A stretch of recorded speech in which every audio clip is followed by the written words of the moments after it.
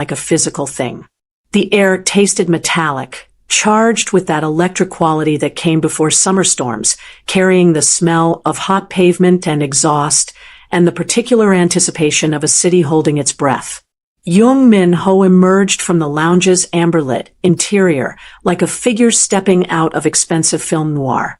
Not walking, just moving, with the kind of economy of motion that suggested every gesture had been calculated for maximum efficiency and minimum waste. At 34, he carried violence the way other men carried cologne, as an invisible announcement that preceded him into every room. His face was all brutal architecture. Sharp jaw that could have been carved from granite, cheekbones that cast shadows even in direct light, a scar cutting through his left eyebrow that suggested a story he'd never tell and no one would dare ask about. Dark eyes that didn't just look at you, but seemed to look through you, cataloging weaknesses and exit strategies with the casual precision of someone who'd survived by staying 3 moves ahead. His hair was styled with that effortless perfection that required either a personal stylist or genetic luck, probably both, dampened slightly at the temples from the humidity, making the black look almost liquid in the low light. His suit was custom. She knew by the way the fabric moved with his shoulders, by the way the jacket skimmed his frame without pulling or bunching. But it was the tattoo that made other men step aside in hallways. A dragon rendered in traditional Korean ink coiling up the right side of his neck, its tail disappearing beneath his collar, its head barely visible above the crisp white edge of his shirt. Men like him, men whose names appeared in federal databases and syndicate ledgers with equal frequency, men who signed death warrants with the same pen they used for legitimate business contracts, rarely made eye contact with waitstaff. She'd learned that in her first month at Azure. Had learned to read the micro-expressions that telegraphed mood and threat level, had learned which patrons were simply rich and which ones were dangerous, had learned the difference between power that was bought and power that was taken with blood and maintained through fear that ran so deep it had its own gravity. That's when Adana saw it, through the glass of the revolving door. In the ghostly reflection created by the interior lights against the darkening street, she could see the curb where Min Ho's car idled. The driver, Choi Sung-min, she'd learned his name in week 2, had heard Min Ho address him with the warm informality reserved for family rather than employees, stood beside the rear passenger door. 15 years with the Chongryong Syndicate, according to the bartender, who knew everything and everyone. Right-handed. She cataloged that detail automatically, because her training at Langley had taught her to track dominant hands the way predators tracked movement, because knowing which hand reached for weapons first was the difference between living and bleeding out on foreign soil. Except in this exact moment, at 10:47 and 33 seconds, Sung-min was adjusting his watch with his left hand. Her pulse spiked, slamming against her throat like something trapped and desperate. The movement was wrong. Too deliberate. Not the absent-minded fidgeting of someone killing time, but the precise, rehearsed gesture of someone executing a predetermined signal. A signal she'd seen once before in Karachi from a station chief who'd been compromised and leveraged and forced to choose between his mission and his daughter's life.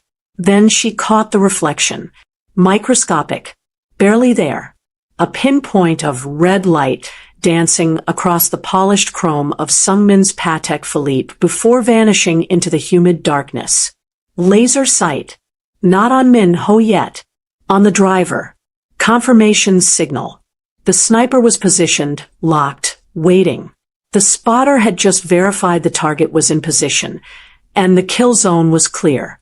In approximately 2 seconds, maybe 3, a high-velocity round would cross the 100 meters between the rooftop across the street, and the space Young Min Ho's head would occupy the moment he stepped fully outside. The revolving door was reinforced glass, commercial grade, but only rated for handgun calibers. It would spiderweb the round, maybe deflect it by a few degrees, but it wouldn't stop it. Not at this angle. Not with the kind of rifle that required laser acquisition at 100 meters in low light. Adana's mind cycled through options with the cold calculation of someone who'd been trained to make life-or-death decisions in fractions of seconds. If she shouted, the sniper would fire immediately, compensating for movement. If she grabbed Min-ho overtly, his security team, she'd counted 3 inside. 2 outside would interpret it as an attack and respond with lethal force. If she did nothing, she'd watch a man's brain matter paint the brass fixtures and spend the rest of her life knowing she'd had the intel and failed to act. She needed an excuse to enter his personal space immediately, an excuse that looked innocent through a sniper scope 5 blocks away. That wouldn't trigger his bodyguards into defensive action. That would give her exactly enough time to deliver a warning without alerting the shooter that his operation had been compromised. She closed the distance in 3 strides, her server's shoes soundless on the polished marble, and reached for him with hands that her training forced steady despite the adrenaline screaming through her nervous system like voltage through copper wire. No hesitation. No telegraphing. Just pure committed action. Her arms wrapped around his torso as she threw her full weight against him, 135 pounds of controlled momentum designed to knock him off his trajectory toward the door. The instant before impact, her lips found his ear. "There's a sniper," she whispered, each word clipped and precise. "Your driver set you up. Don't move." His body went rigid, but his hand came up automatically to catch her waist, steadying them both as they stumbled sideways. Combat reflexes overriding confusion. The sign of someone who'd survived ambushes before. Then the world exploded. The brass door handle detonated in a spray of gold fragments and pulverized glass, the round punching through the reinforced pane and burying itself in the marble column 18 inches from where Min-ho's head had been 2.3 seconds earlier. For one crystalline moment, everything stopped. Then chaos erupted like a living thing. Security shouting, patrons screaming, bodies hitting the floor. And through it all, young Min-ho's dark eyes locked onto Adana's with an expression she couldn't read, but recognized from every mirror she'd looked into for the past 3 years. The look of someone who'd just had their entire world recalculated in the space of a heartbeat. The look of someone who knew, with absolute certainty, that nothing would ever be the same again. The basement of the safe house smelled like concrete and old fear. Adana sat across from young Min-ho in a room that had probably seen more confessions than a cathedral, her hands wrapped around a cup of tea she hadn't touched. His security team had swept her 3 times, found nothing, and still looked at her like she was a live grenade with a loose pin. "You're not a waitress," Min-ho said. Not a question. A statement delivered with the flat certainty of someone who'd built an empire on reading people's lies. "No," Adana replied. "I was an intelligence analyst. CIA, Financial Crimes Division." She watched his expression shift through calculations she could almost track. "They called me the Ghost. I specialized in pattern recognition, finding money trails that didn't want to be found, connecting transactions across 17 jurisdictions, building maps of criminal enterprises from nothing but banking timestamps and shell company registrations." She told him about the Yakuza's Eastern European network. How she'd traced $2 billion through a labyrinth of legitimate businesses, cryptocurrency wallets, and art purchases. How she'd identified the structural weakness, a single accountant in Prague who handled conversions for 6 different branches. How her analysis had led to simultaneous raids across 9 countries. And then, Min-ho's voice was quiet, dangerous. "Then I found them all." Her tea had gone cold. Deputy Director Marcus Chun. 23 years with the agency. 3 criminal organizations on his private payroll. He'd been feeding them intel, rerouting investigations, burying evidence. She met his eyes. "When I compiled the proof, he tried to have me killed in Karachi. Made it look like a botched kidnapping. I serve witness protection offer me a new life. and I took it. Why break cover now? Because, Adana said simply, I can't watch people die. Minho's tech specialist was a woman named Ji-won, who looked like a graduate student but moved through the apartment's security systems like a surgeon through anatomy. She found the first camera in 4 minutes, embedded in the smoke detector's LED, broadcasting on a frequency that shouldn't exist in consumer electronics. The second was in the bathroom mirror, the third in the kitchen's overhead light. By the time she reached 7, Adana felt her skin crawl with the weight of invisible observation. NIS, Ji-won announced, her laptop displaying code that looked like digital hieroglyphics. National Intelligence Service. Military-grade surveillance. Biometric scanners in the flooring, pressure sensors that map gait patterns, weight distribution, probably even heart rate variability. She looked up, her expression grim. This isn't surveillance. This is a research lab. They've been studying you. Not me, Minho said quietly. The syndicate. How long? Based on the firmware versions. Ji-won's fingers flew across keys. For years. Maybe longer. They've been building a behavioral database. Every movement, every micro-expression cataloged and analyzed. She pulled up a schematic that made Adana's intelligence training scream warnings. This apartment isn't a safe house. It's a honeypot.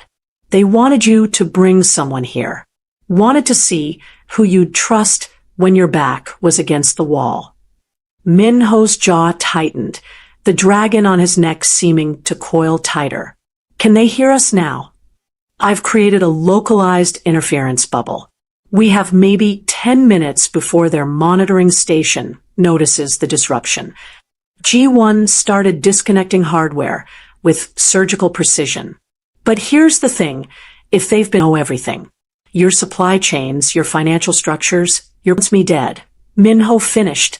Adana stood, her mind already racing through implications. And they're letting it happen. The question is why? The interrogation room was colder than necessary, a deliberate choice designed to make comfort impossible. Choi Sung-min sat handcuffed to a metal table, his face carrying the gray pallor of a man who'd already started dying before tonight's betrayal. Minho stood in the doorway for a full minute before entering, and Adana watched something crack in the older man's expression. Not fear, but something worse. Grief. Hyung, Sung-min whispered, using the honorific for older brother despite being 15 years, Minho's senior. I'm sorry. Show me. Minho's voice was flat, empty of everything except the kind of control that came from strangling rage with both hands. Sung-min unbuttoned his shirt with shaking fingers. The vest was crude. C4 plastic explosive molded against his ribs, connected to a dead man's switch that looked like it had been assembled in someone's garage. But the craftsmanship didn't matter when you had enough compound to turn a human body into shrapnel. Park Dae-young, Sung-min said. 6 months ago, after my diagnosis. He pulled medical records from his jacket, terminal pancreatic cancer.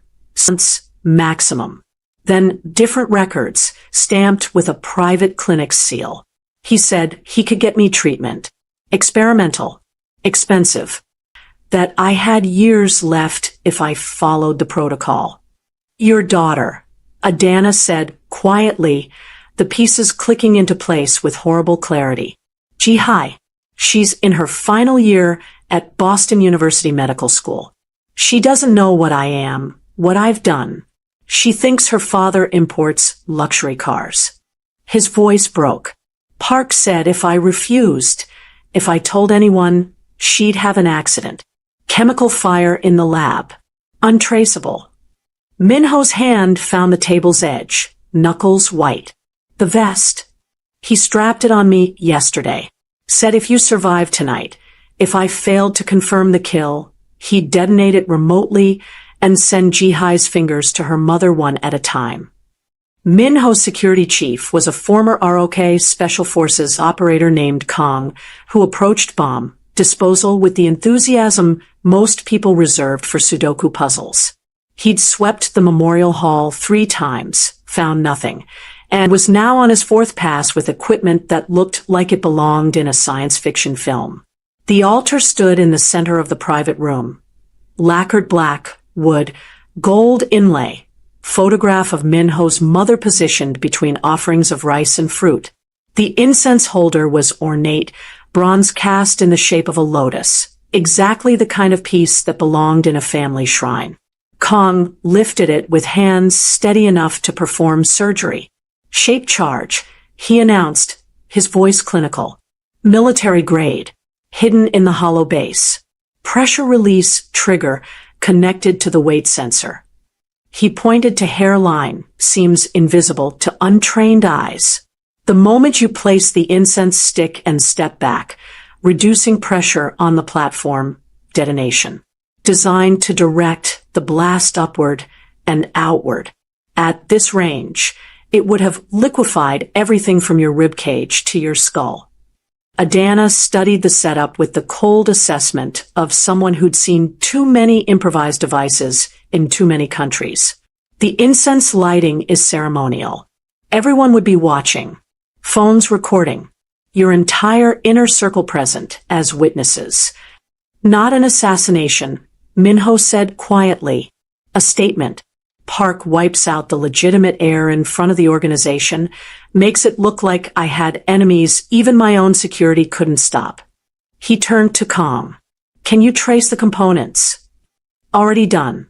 The C4 signature matches a batch stolen from a ROK Army depot 8 months ago. The electronics. Kong pulled up photos on his tablet. Custom work. Same signature as the vest on Sungmin. 1 builder. Probably 1 handler. Park's bomb maker, Adana concluded.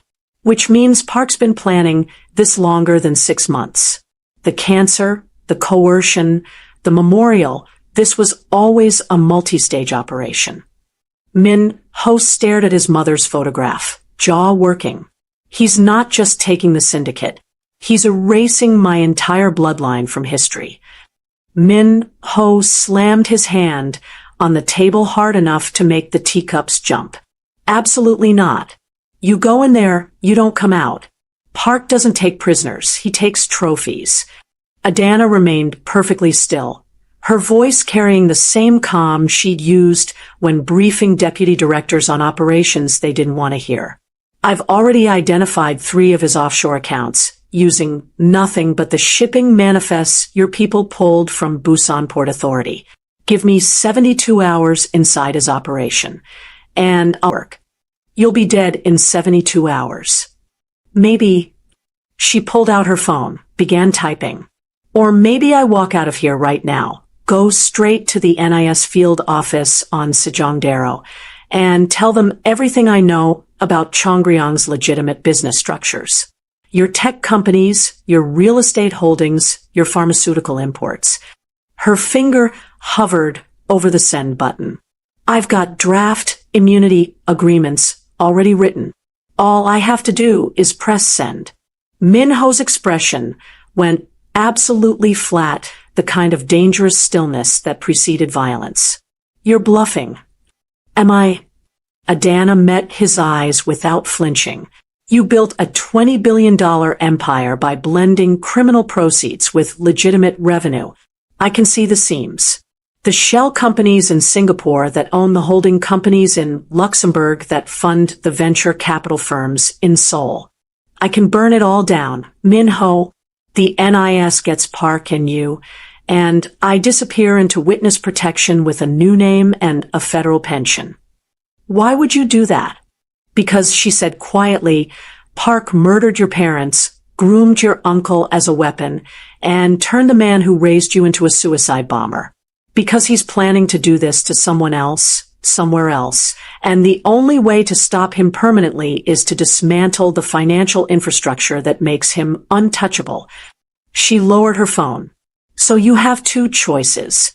Let me go in, or watch everything your family built turn to ash in federal court. The silence stretched like a blade. 3 days, Minho finally said. Not 72 hours.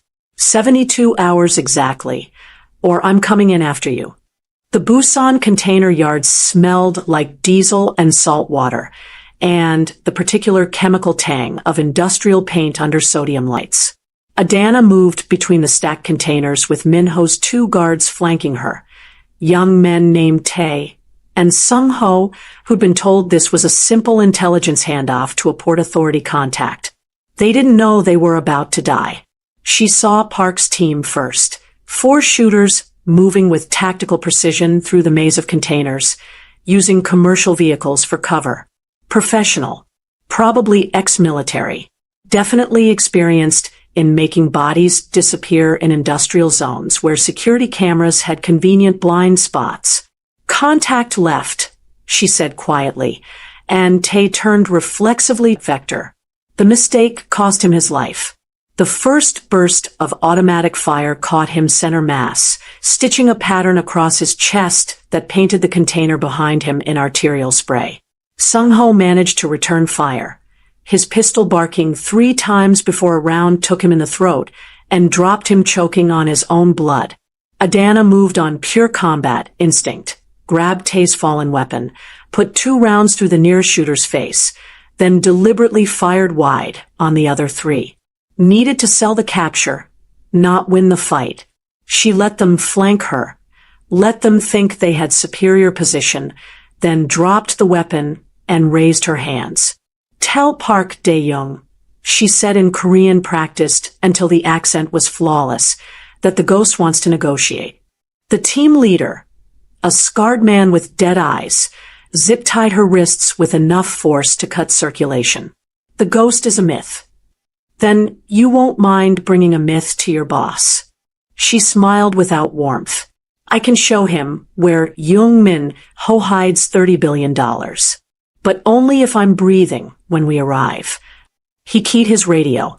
Package secured. 2 hostiles down. Bringing her in. Park Dae-young's office occupied the penthouse of a building that officially housed import-export operations and unofficially laundered half the heroin money flowing through the Korean peninsula. He sat behind a desk carved from a single piece of zebra wood, wearing a suit that cost more than most people's cars, looking at Adana like she was a particularly interesting insect he might crush or study depending on his mood. "The ghost," he said, his voice carrying the cultured tone of someone educated at Oxford before deciding crime paid better than investment banking. "I admit, I'm disappointed. I expected someone more impressive. Most people do." Adana's wrists still bore zip tie marks, deliberate evidence of rough handling that sold the capture narrative. "Right up until I show them their hidden accounts emptied and their assets frozen across 17 jurisdictions." Park's smile didn't reach his eyes. Bold words from a woman who just murdered 2 of my nephew's men. "Your nephew's men were already dead. They just didn't know it yet." She leaned forward despite the armed guards flanking her chair. "You've been planning this coup for years. Systematic elimination of the young bloodline, positioning yourself as the loyal advisor while building a parallel power structure. But you have a problem. Minho's legitimate businesses are too clean. You can't just seize them without triggering audits, investigations, legal challenges that would expose the criminal infrastructure underneath. And you can solve this problem?"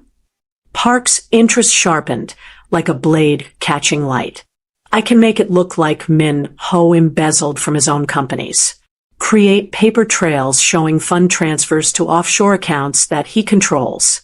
Build a financial narrative where he's the criminal and you're the responsible family member stepping in to save the legitimate operations." Adana held his gaze. "I spent 3 years mapping the Yakuza's European network. I know how to make money disappear and reappear exactly where you want it." Park studied her for a long moment. "Why betray him? He saved your life by bringing you into his organization. He didn't save my life. I saved his. And then he treated me like property, like another asset to be managed and controlled." The lie tasted like copper on her tongue. I don't do well with men who think they own me. So I'm offering you a transaction. I restructure his financial empire into your hands, and you pay me $10 million and a passport that gets me somewhere without extradition treaties. Park's smile widened. Show me something. Prove you're not just another analyst with delusions of competence. Adana pulled a folded paper from her pocket. One of Minho's legitimate holding companies, complete with account numbers she'd memorized from documents she shouldn't have been able to access. This Singapore shell company owns 43% of your nephew's pharmaceutical import business. It receives quarterly transfers that look like dividend payments, but are actually structured to avoid Korean corporate tax laws. She slid the paper across the desk. Give me access to your accounting systems for 6 hours, and I'll show you 12 more just like it. Park gestured to one of his analysts, a nervous man with glasses who looked like he'd been pulled from a university mathematics department against his will. Set her up in the auxiliary office. Limited access. Monitor everything. One more thing, Adana said as the guards pulled her to her feet. I'll need specific software. Financial modeling programs, encryption tools, database access protocols. She rattled off a list of legitimate programs that would also allow her to build the virus she actually needed. Park nodded. You have 48 hours to prove your worth keeping alive. Fail to impress me, and you'll join Minho's guards in the incinerator at the rendering plant. The auxiliary office was a windowless room that smelled like stale coffee and desperation, monitored by 3 cameras and 2 guards who rotated shifts every 4 hours. Adana worked for 36 hours straight, building 2 separate architectures simultaneously, the visible one that showed Park what he wanted to see, and the invisible one that would destroy him. The visible layer was elegant. She mapped Minho's legitimate business structures, identified the seams where criminal proceeds mixed with legal revenue, created documentation that made it look like systematic embezzlement. Account transfers dated back 3 years. Shell companies in jurisdictions known for banking secrecy. False invoices for services never rendered. Paper trails that would survive forensic accounting because they were built by someone who understood exactly what forensic accountants looked for. Park's analyst checked her work every 6 hours, finding nothing suspicious because there was nothing suspicious to find. The structure was real. The accounts existed. The transfers were documented. It was brilliant, efficient, and exactly what Park needed to legitimize his coup in front of the syndicate's Council of Elders. What he didn't see was the quantum-encrypted virus buried in the metadata. Adana had built it using techniques she'd learned dismantling terrorist financing networks, code that lived in the spaces between legitimate transactions that propagated through banking systems like a virus through blood that could be activated with a single encrypted command from anywhere in the world. The virus didn't just drain accounts. It created a complete transactional map documenting every dirty dollar, every bribe, every payoff, every murder funded through Park's financial network for the past 15 years. And it broadcast everything simultaneously to 7 different intelligence agencies, Korean NIS, FBI Financial Crimes, Interpol, Japanese Public Security, Chinese Ministry of State Security, MI6, and the International Criminal Court, with redundant servers ensuring that even if Park's people managed to shut down one transmission, 6 others would continue. The activation key was biometric. Specifically, it required Park Dae-young's own fingerprint, captured through a scanner Adana had embedded in the tablet she'd been using for account verification. She'd gotten the scan 4 hours ago when Park had checked her progress personally, placing his thumb on the tablet screen to approve access to a new database. He thought he was authorizing her work. He'd actually armed the weapon that would destroy him. Now she just needed to get him into the vault where the main servers were housed, the ones that controlled all his offshore accounts, the ones with direct access to the syndicate's entire financial infrastructure, and convince him to verify one final transaction. One fingerprint to end an empire. The vault had been a bank once, back when Seoul's financial district was rebuilding after the war, before corporations built towers of glass and steel overhead, and forgot about the concrete arteries beneath their feet. Park had purchased it through a shell company in 2010, converted it into a server farm that housed the financial records of every criminal operation under the Chongryong umbrella, and surrounded it with enough security to make government installations jealous. Adana descended the stairs flanked by guards, carrying the tablet that held 15 years of financial restructuring and one quantum-encrypted apocalypse. Park waited in the vault center, surrounded by server racks that hummed with the sound of cooling fans and processing power, his expression carrying the satisfaction of a man watching his plans crystallize into reality. "Show me," he said without preamble. She pulled up the final architecture, a complete transfer protocol that would move every asset Min-ho controlled into accounts bearing Park's biometric signatures. "It's elegant," she said, her voice carrying professional pride that wasn't entirely fabricated. "The moment you authorize this transaction, every legitimate business, every shell company, every offshore account flows into your control. Min-ho becomes a pauper with a target on his back, and you become the undisputed head of Chongryong with a clean balance sheet." Park leaned over the tablet, studying the numbers with the intensity of someone who'd built an empire by understanding exactly how money moved through the world's shadow economies. And the audit trail points directly to Min-ho's own authorization codes.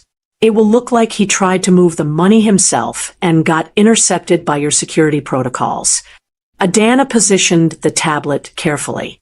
"All you need to do is verify your identity and execute the transfer." Park placed his thumb on the scanner. The tablet chirped acknowledgement. "Biometric verified. System access granted. Transfer authorization pending." And in that moment, the virus activated. Not slowly, not with warning.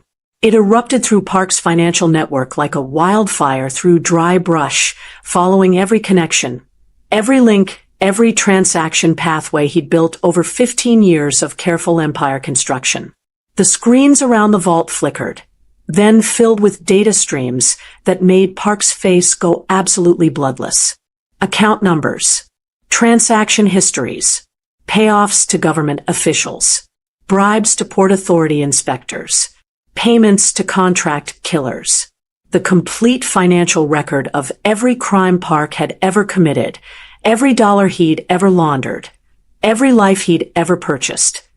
All of it streaming simultaneously to intelligence agencies on 3 continents. "What did you do?" Park's voice was barely a whisper. "I gave them the truth." Adana stepped back as the vault door opened behind her, revealing young Min-ho flanked by NIS agents wearing tactical gear. Every transaction, every account, every crime documented and verified with your own financial records. But it was the wall of screens behind Min-ho that made Park's expression shift from rage to genuine fear. The live feed showed the syndicate's council of elders, 9 men gathered in a private room, watching the same data streams, seeing the same numbers, seeing 15 years of systematic embezzlement. Park hadn't just been stealing from the Young family. He'd been skimming from everyone. "You always taught me to diversify revenue streams," Min-ho said quietly, his voice carrying across the vault with terrible clarity. "Apparently you took your own advice. 12% off every arms shipment. 8% from every drug transaction. 5% from every real estate deal. Small enough that no one noticed individually. But across 15 years, across 9 regional operations." He gestured to the screens. "You stole $4 billion from your own organization." The Council of Elders didn't need to say anything. Their faces said it for them. Park's hand moved toward his jacket. Instinct, desperation, the reflexive reach for a weapon he'd probably carried since his first kill. He never made it. The NIS agents had weapons raised before his fingers touched fabric, and Minho's security chief had a pistol pressed against his spine before he could complete the draw. But Park didn't care about the agents. His eyes locked on Adana with the kind of hatred that transcended language. "The ghost," he said, understanding finally clicking into place. "You were never going to help me. This was always." He lunged, not toward the agents, not toward an exit, toward Adana, his hand emerging from his jacket with a ceramic blade designed to pass through metal detectors, designed for exactly this kind of close-quarters desperation kill. Minho moved faster. He intercepted Park's trajectory with his own body, turning sideways at the last instant so the blade meant for Adana's throat caught him across the ribs instead. The cut was shallow, more pain than damage, but the blood that bloomed across his white shirt was real, and the way Park's momentum carried them both into a server rack was visceral and brutal. Then the NIS agents were there, pulling Park down, forcing him to the concrete floor with the kind of violence reserved for men who'd spent decades evading justice. Minho pressed his hand against his side, blood seeping through his fingers, his eyes never leaving Adana's face. "You good?" "Am I?" She caught herself, her training and her terror colliding in her throat. "You just took a knife for me." "Yeah." He managed something that might have been a smile if it hadn't been edged with pain. "Seemed fair. You took a bullet for me." 3 months later, the morning sun turned Seoul's skyline into something almost beautiful, catching on glass towers and making the Han River look like hammered silver. Adana stood in front of a mirror in a hotel suite that cost more per night than her old apartment cost per month, adjusting the collar of a dress she'd never imagined owning. The medical school graduation ceremony was scheduled for 2 o'clock. Ji-hai Choi, now Dr. Ji-hai Choi, didn't know they were coming. Didn't know that her father's final act before the cancer took him had been to save young Minho's life by providing a full confession, complete documentation of Park's conspiracy, and testimony that had helped the NIS dismantle 3 other syndicates connected to the Chongryong network. Sung-min had died in a hospital bed 2 weeks after the vault, with Ji-won's technical team having successfully disarmed the vest, and Minho paying for every experimental treatment that might buy him one more day. He'd lived long enough to write his daughter a letter explaining nothing and everything, telling her he loved her, telling her to be better than he'd been, telling her that the scholarship money funding her final year came from people who believed in second chances. He hadn't mentioned that those people included a former mafia boss trying to figure out what redemption looked like when you'd spent 34 years building an empire on violence. Minho appeared in the doorway, wearing a suit that somehow made him look less dangerous and more human. No tie. He'd stopped wearing them after Adana pointed out they were tactical liabilities in hand-to-hand combat. The scar on his ribs had healed into a thin white line that matched the one through his eyebrow. Another story he'd never tell. "You ready?" he asked. "For a graduation ceremony, or for whatever comes after?" Adana turned from the mirror, and something in her expression made him pause. After had become complicated. Park was in NIS custody, awaiting trial. The Chongryong syndicate had fractured, with some operations going legitimate under Minho's restructuring and others disappearing into the jurisdictions that made criminal enterprises immortal. The Council of Elders had voted to recognize Minho's authority, partially out of respect for his family name, and partially because Adana's financial restructuring had made him the only person who actually understood where all the money was. The NIS had offered them both deals. Immunity in exchange for testimony. Protection in exchange for cooperation. New identities in exchange for disappearing. They declined. "I've been thinking," Minho said, crossing the suite with that liquid economy of motion that still made her combat instincts calculate threat vectors. "About what comes next. About what you said in the safe house. About not being able to watch people die." "Minho, there's a neighborhood in Gangnam. High poverty, high crime, lots of families trapped in cycles they can't break. He stopped close enough that she could see the flecks of gold in his dark eyes. The syndicate has resources. Money, real estate, connections. What if we used them differently? Education programs, job training, community centers, after-school programs that keep kids out of the recruitment pipelines that feed organizations like the one I inherited. Adana studied his face, looking for the angle, the manipulation, the hidden agenda that 2 decades in intelligence work had trained her to expect. Found nothing but genuine uncertainty and something that looked almost like hope.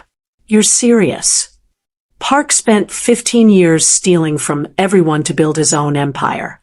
I spent 15 years building an empire because it was what my family did, what was expected, what I knew.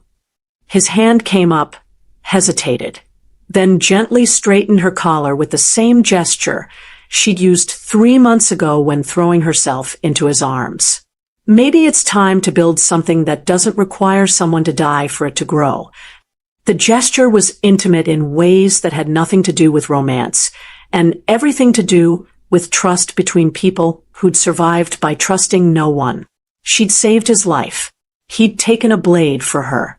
They dismantled an empire together, and emerged on the other side still standing, still breathing, still trying to figure out what justice looked like when the law and morality occupied different jurisdictions. One condition, Adana said. Name it. No more safe houses with NIS surveillance. Minho's laugh was genuine, the kind that transformed his face from something carved and dangerous into something almost young. Deal. They left for the graduation ceremony 20 minutes later, 2 people who'd met over a sniper's scope and were now trying to figure out how to build something that might deserve the word redemption. The dragon tattoo on Minho's neck caught the sunlight as they walked, and Adana straightened his collar one more time, not because it needed straightening, but because the gesture had become theirs. A reminder that sometimes salvation came from the most unlikely places. Sometimes it came from throwing yourself into a stranger's arms and whispering a warning that changed everything. Sometimes it came from choosing to catch someone when every instinct said to let them fall. And sometimes it came from deciding that the empire you inherited didn't have to be the legacy you left behind. If you have been enjoying this story so far, kindly subscribe and hit the notification bell to ensure you're part of the inner circle for every new release. The screen might go black, but the legend continues. Don't miss the next epic story. Suzuki, please come get me. Her voice broke on the last word. Burns marked her forearms like badges of shame, her silver bridesmaid dress hidden beneath a grease-stained apron. The kitchen floor was cold beneath her, surrounded by towers of dirty pots and empty serving platters. Beyond the double doors, laughter and music pulsed through the Hamilton estate, her sister's wedding reception in full celebration mode. Without her, Suzuki's voice came through the phone, like silk wrapped around a blade. I'm on my way. Don't move. Hey, friends. To understand how Uju Hamilton ended up collapsed on a kitchen floor, while her family celebrated just meters away, we need to go back. Back to a family that saw her as a servant, and a man who saw her as sacred. And there you have it. Another forbidden romance built on rescue, obsession, and 2 people who thought they could hide from fate. If you're addicted to protective mafia boss, curvy heroines who deserve the world, and love stories where danger meets devotion, you're in exactly the right place. Hit that subscribe button, because we've got more intense romances coming your way. Korean kingpins, resilient black women, family revenge, all the emotional warfare you crave. Smash that like button and drop a comment telling me what you're doing right now you're in. Are you cooking dinner, recovering from your own family drama, listening while you meal prep, late night when you should be sleeping? Where in the world are you? I love knowing where my romance lovers are tuning in from. Stick around to find out how this story unfolds. Uju Hamilton's alarm went off at 4:30 a.m., the same time it had every day for the past 5 years. She silenced it before the second ring, a habit born from not wanting to disturb anyone in the main house, even though her guest house sat a full 50 meters away from where her father, stepmother, and stepsisters slept in air-conditioned comfort. She moved through her morning routine in the dark. Shower, head wrap, the same faded jeans, an oversized shirt she wore for prep work. By 5 a.m., she was in her small kitchen, reviewing orders for the week. A corporate lunch for 50. A birthday dinner for 12. An anniversary celebration that was and peppered snail. Her phone buzzed. A text from her stepmother, Patience. Family dinner tonight. 7 p.m. sharp. Cook something impressive. Your father is bringing business associates. No, please.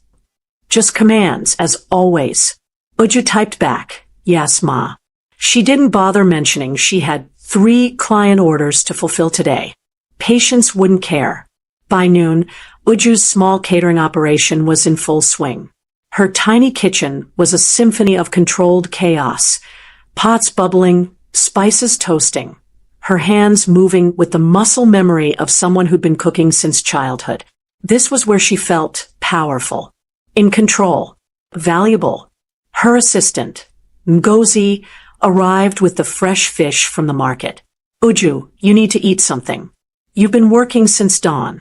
Later, Uju said, tasting the egusi soup and adding a pinch more crayfish. We need to deliver the Okonkwo order by 2. You always say later. Ngozi shook her head, but didn't push. She'd learned that Uju Hamilton was immovable when it came to her own needs.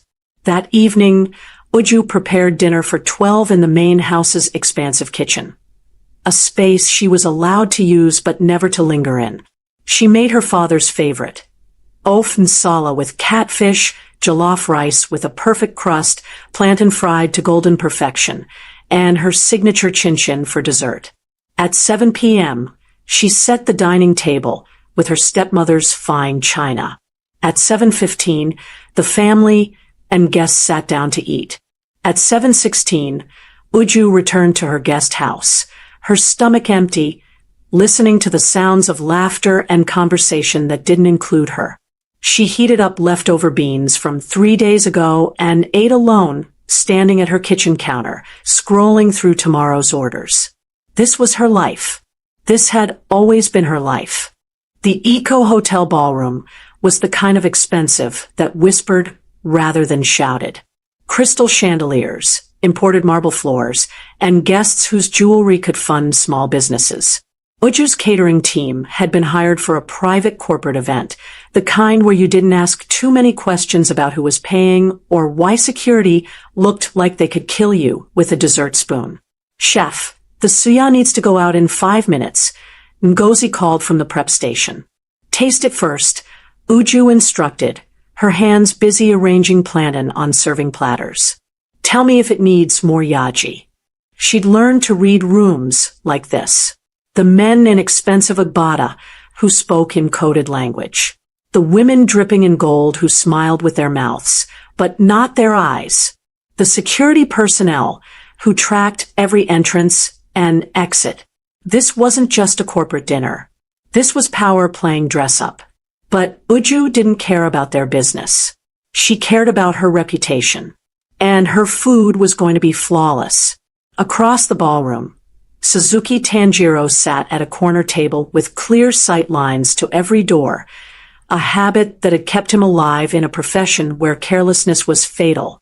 He'd come to Lagos to finalize a territorial agreement with local partners. The dinner was political theater, a show of cooperation and wealth. He'd expected to be bored. Then he saw her. She moved through the kitchen chaos like a conductor, commanding without shouting, correcting without cruelty. She was curvy in a way that would make most men stare, her dark skin gleaming under the kitchen lights, her head wrap vibrant against her chef's whites. But what caught his attention wasn't her appearance. It was her focus. The way she tasted everything but ate nothing.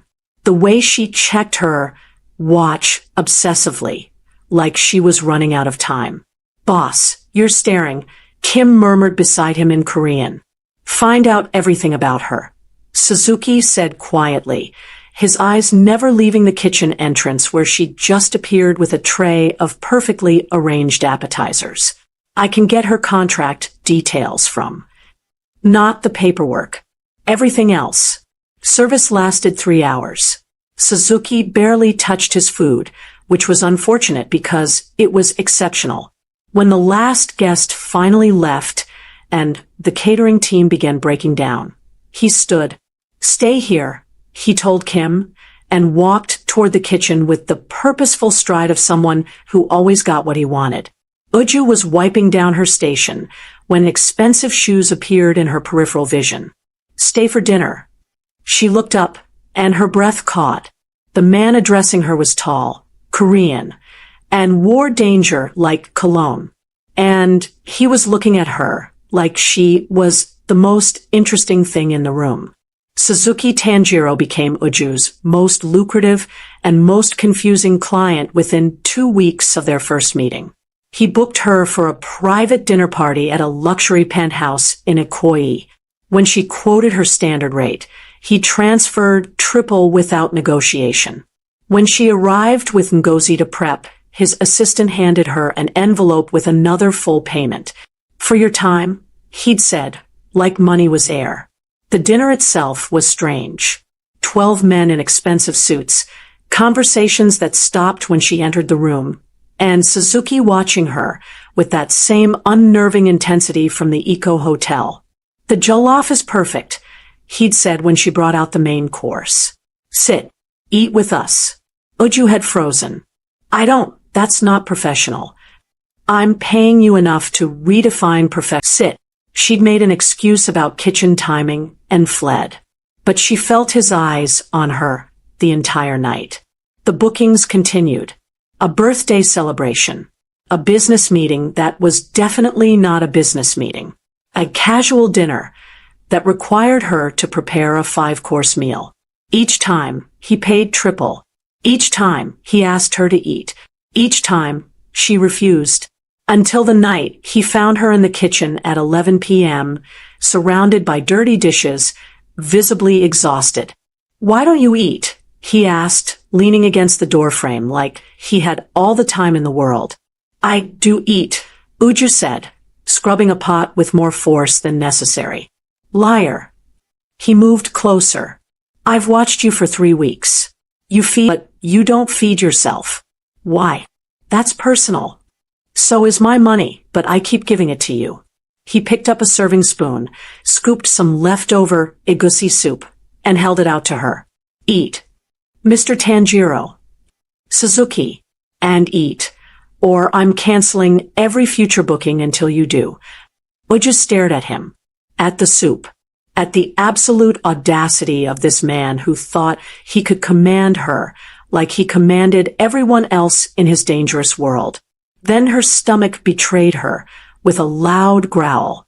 Suzuki's expression softened into something that looked almost like concern. When was the last time you ate a full meal? I don't remember. He moved the spoon closer to her mouth.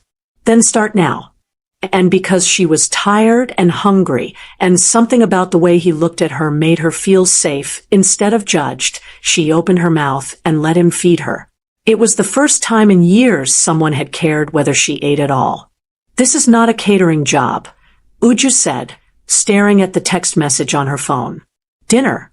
Tomorrow night. Yellow chili. 8 p.m. You're the guest, not the cook. Wear something that makes you feel beautiful. S. Ngozi read over her shoulder and squealed. Girl, that's a date. The fine Korean man is asking you on a date. He's a client, Uju protested weakly.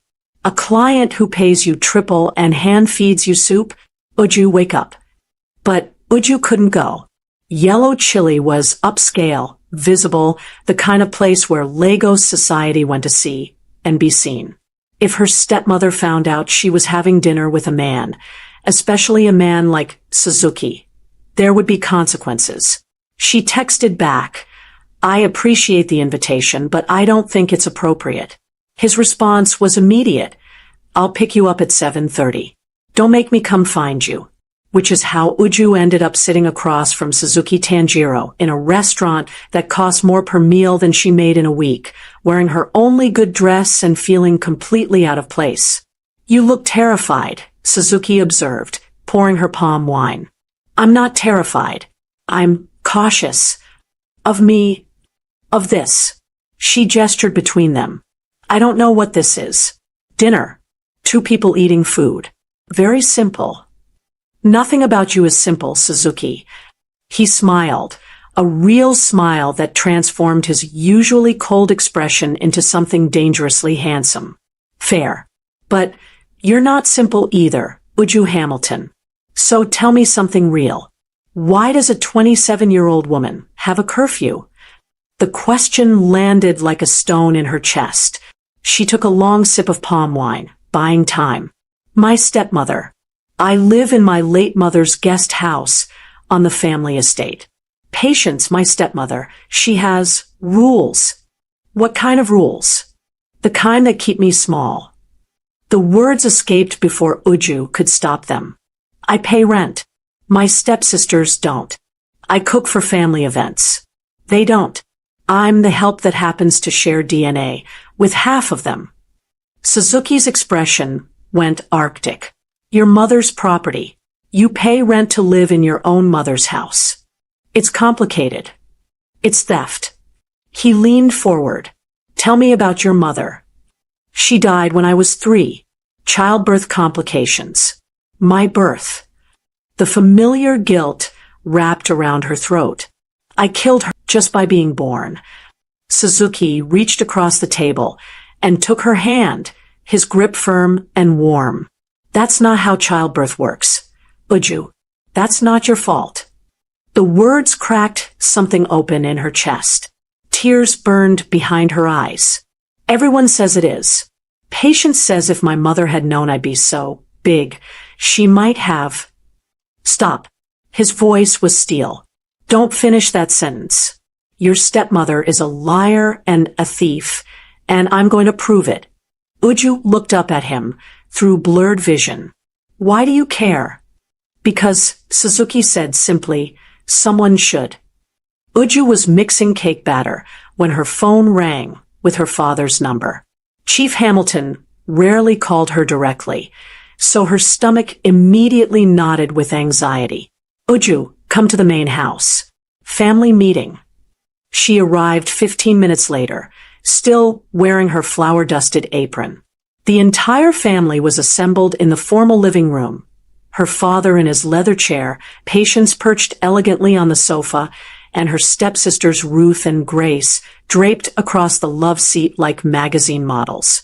Finally, Grace muttered, "We've been waiting."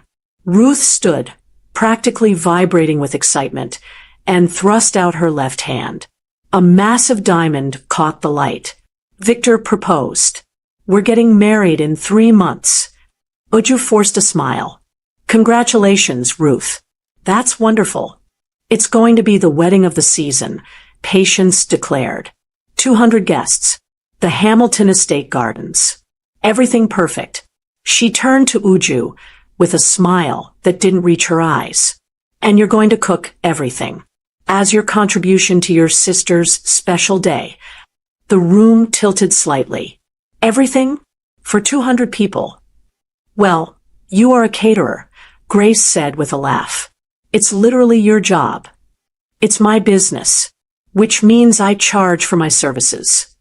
"Family doesn't charge family," Patience cut in, her voice sharp. "Unless you're saying you don't consider Ruth family?" The trap closed around her. Uju looked at her father, silently begging him to intervene. Chief Hamilton cleared his throat, but said nothing, returning his attention to his newspaper. "Of course Ruth is family," Uju said quietly. "I just have other bookings." "Cancel them," Ruth said breezily. "My wedding is more important than some random people's parties. When you get married someday, I'm sure Ruth will favor." Patience added with a thin smile that suggested they all knew that day would never come. That night, Uju lay in Suzuki's arms in his penthouse, telling him about the ambush. She felt him tense beneath her, his breathing deliberately controlled. 200 guests, 12 courses, 3 months of prep, all free. His voice was dangerously calm. What's the groom's full name? Victor Okonkwo. Why? Just curious. He kissed her forehead, but his jaw was tight. And you said yes. I didn't have a choice. You always have a choice, Uju. You just haven't learned that yet. He pulled her closer. But you will. Patience summoned Uju to the main house the following week with a printed document, 12 pages of wedding menu requirements that read like a culinary nightmare. Traditional Nigerian appetizers for the cocktail hour. Patience read aloud. Small chops, puff-puff, spring rolls, samosas, asin peppered gizzard, and gizdodo. Then for the main reception. Jollof rice, both party and native varieties, fried rice, coconut rice, ofada rice with ayame stew, egusi soup, bunga soup, ofensala, pepper soup assortment, assorted proteins including goat meat, beef, chicken, turkey, croaker fish, and catfish, plus vegetarian options. Oh, and a 5-tier wedding cake. Did I miss anything, Ruth? Ruth looked up from her phone. The dessert table. I want chin-chin, puff-puff, buns, coconut candy, and those mini meat pies Uju makes. Uju's hands trembled as she calculated the cost. The ingredients alone will be at least 800,000 naira. Maybe more. Then it's good you're not charging us, Patience said sweetly. She pulled out another document. And here are your bridesmaid dress specifications. Size 10. Uju stared at the paper. I'm a size 16. Consider it motivation. Grace smirked. You have 3 months to fit into it, properly. Maybe try eating less? Oh wait, you barely eat anyway. Try existing less. The room erupted in laughter. Even her father chuckled behind his newspaper. Uju took the dress specifications with numb fingers and left without another word. She spent that week preparing sample dishes, testing recipes, pricing ingredients. Her small kitchen became a war zone. She worked 18-hour days until her hands cramped and her back screamed. The bridesmaid dress hung on her door like an accusation. Suzuki found her at 2 a.m., surrounded by failed cake attempts, crying over a collapsed fondant layer. That's it. He grabbed his phone. I'm hiring you a team. Professional pastry chefs, sous chefs, whatever you need. No. Uju wiped her eyes. If I accept outside help, Patience will say I'm incompetent, that I can't handle real work. This has to be perfect, Suzuki. It has to be. Why? They treat you like garbage.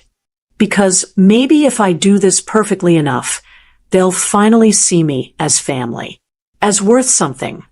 Suzuki pulled her into his arms, his voice rough. You're everything, Uju. They're the ones who are blind. But he didn't push. Not yet. He simply held her while she cried, his patience wearing thinner by the second. His expression, when she couldn't see it, promised violence. 3 weeks before the wedding, in any meaningful way, her guest house became a cooking factory. She prepped in batches, marinating proteins at 3 a.m., starting rice dishes at dawn, making pastries until her hands were too cramped to hold a piping bag. The industrial mixer Suzuki had anonymously sent ran continuously. Her small freezer overflowed, forcing her to rent cold storage space she couldn't afford. Ngozi helped when she could, but this was beyond her assistant's capacity. This was madness disguised as family obligation. By week 2, Uju's hands were covered in burns and cuts. She'd lost weight she couldn't afford to lose, her curves hollowing out in ways that made Suzuki's jaw clench every time he saw her. She barely spoke anymore, moving through her kitchen like a ghost, sustained by nothing but stubbornness and the desperate hope that perfection would finally earn her a place at the family table. "Say the word," Suzuki told her on day 15, tending to a fresh burn on her forearm with careful fingers. "Say the word, and I end this. Tonight. They'll never bother you again." After the wedding, Uju whispered, too exhausted to argue, "Ruth deserves her day. Ruth deserves nothing." His voice was cold steel. "But I'll wait. For you." He sent food she didn't eat. He sent his people, introduced as freelance kitchen assistants, to help with logistics and transport. Men in expensive suits who handled her storage containers with surprising gentleness and asked no questions when she gave instructions. "Your boyfriend has interesting friends," Ngozi observed, watching two of Suzuki's men load catering equipment into a van. "He's protective," Uju said weakly. "Girl, he's plotting. I can see it in his eyes. That man is 3 seconds away from burning down your family estate." Uju wanted to deny it, but she'd seen that look too. The way Suzuki watched her stumble through her door at midnight, the way his hands curled into fists when she flinched from pain, the way he asked increasingly specific questions about Victor Okonkwo's business dealings. On day 20, patients inspected the completed samples and criticized everything. The jollof was too oily. The egusi was too thick. The cake layers were uneven, even though they were flawless. "I hope the actual wedding food is better than this," patients sniffed. "It would be embarrassing if you ruined Ruth's day." That night, Suzuki held Uju while she shook with exhaustion and suppressed rage. After the wedding, he promised against her hair. "After the wedding, we're done playing nice." Uju had been awake for 36 hours straight when she delivered the final dishes to the estate's event hall kitchen. Her vision blurred at the edges. Her hands trembled carrying the 5-tier wedding cake she'd spent 3 days perfecting. Every muscle in her body screamed for rest she couldn't afford. The wedding was tomorrow. Just one more day. Then it would be over. Patience swept into the kitchen with Ruth and Grace trailing behind her like elegant shadows. She inspected each dish with the critical eye of someone determined to find fault. "The jollof looks acceptable," she said, which from Patience was practically a compliment.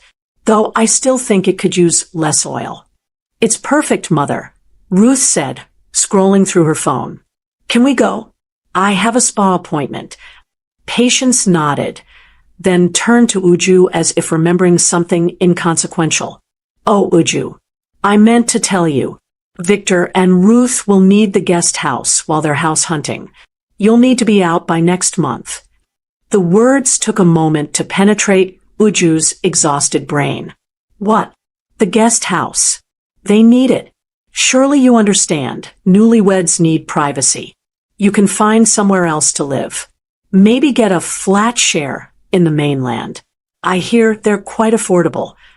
"That's my mother's house." Uju's voice cracked. "You said I could stay there as long as I paid rent. And you have stayed there. For years. But circumstances change."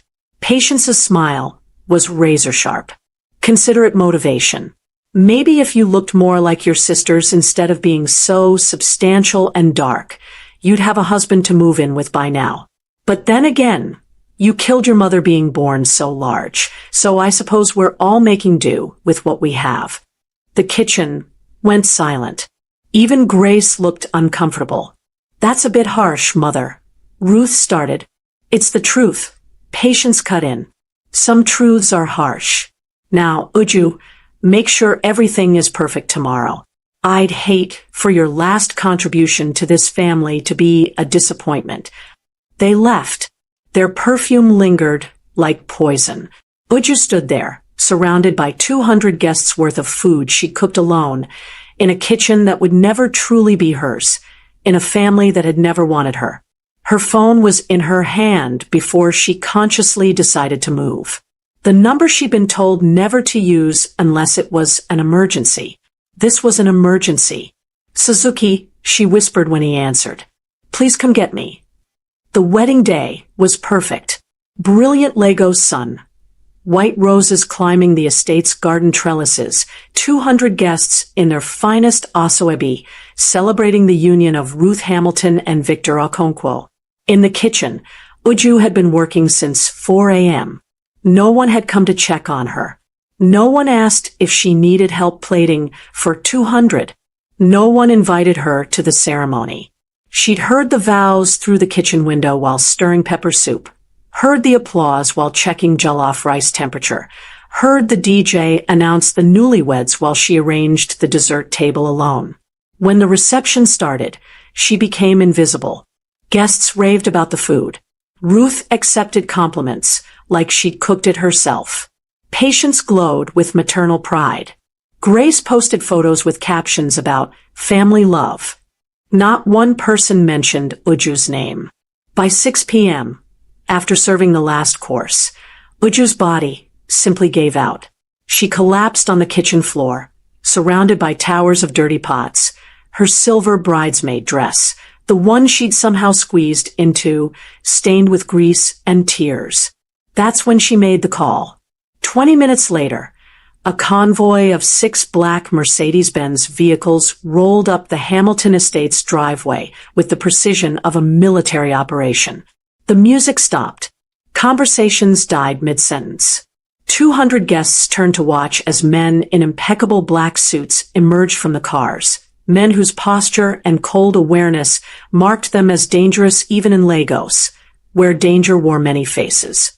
And then Suzuki Tanjiro stepped out. He moved through the stunned crowd like he owned every molecule of air, his path purposeful, his expression glacial. He didn't stop at the reception.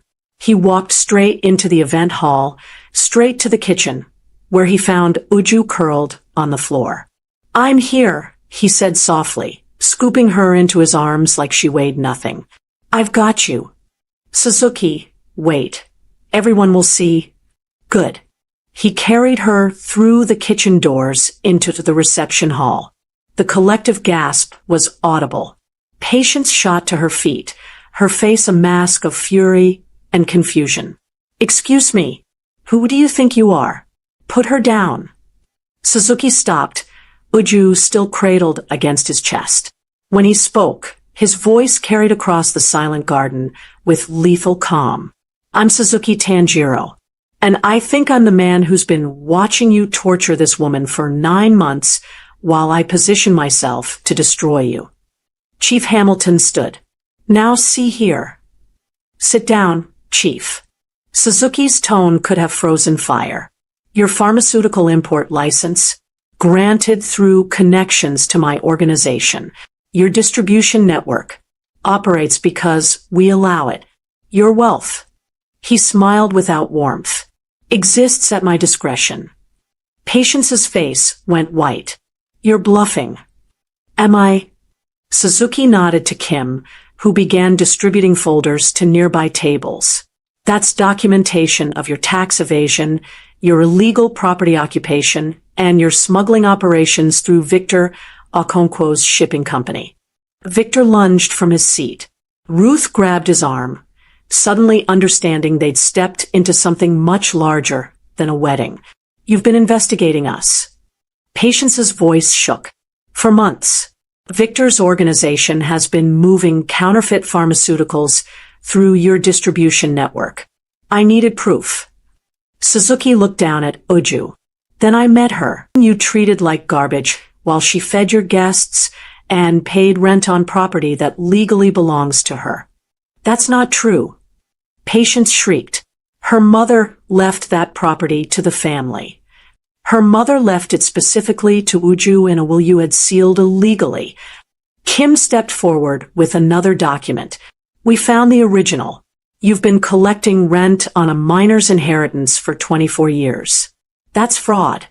The wedding guests erupted in whispers. Phones appeared, recording everything.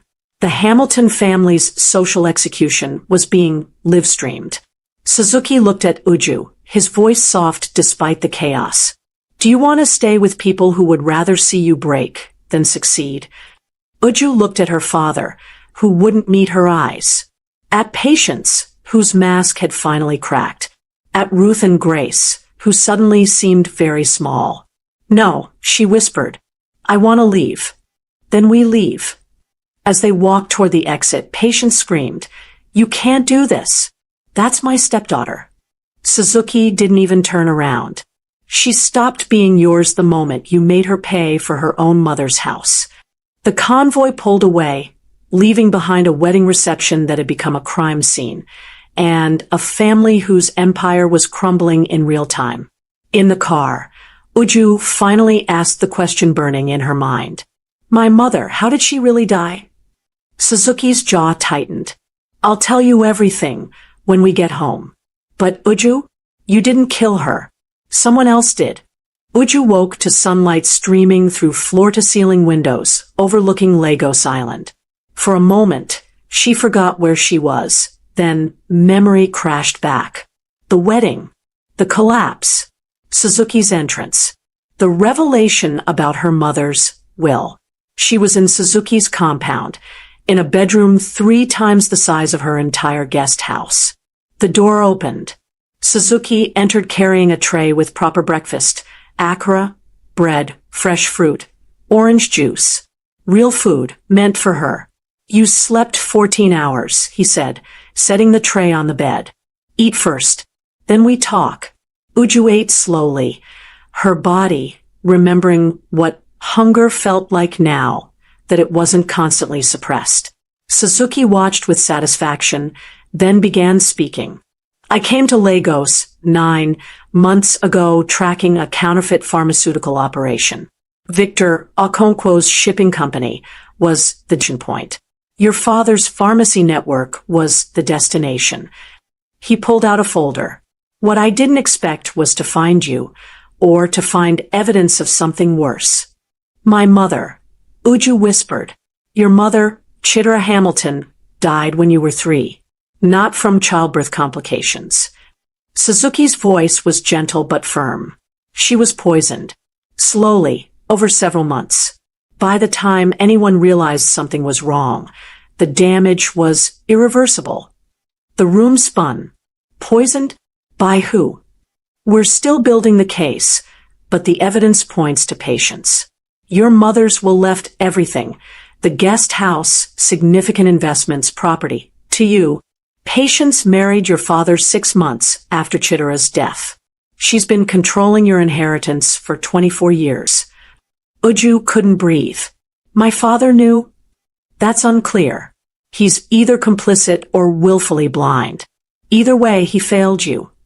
Suzuki sat beside her, taking her hand. "I need to tell you something else. Meeting you wasn't an accident. I was investigating your family. I came to that gala specifically because I knew you'd be catering it." Pain lanced through her chest. "So this was all what? Reconnaissance?" "It started that way," Suzuki admitted. "For about 5 minutes. Then I watched you work. Watched you create beauty while starving yourself. Watched you check your phone like you were terrified of being late to your own oppression.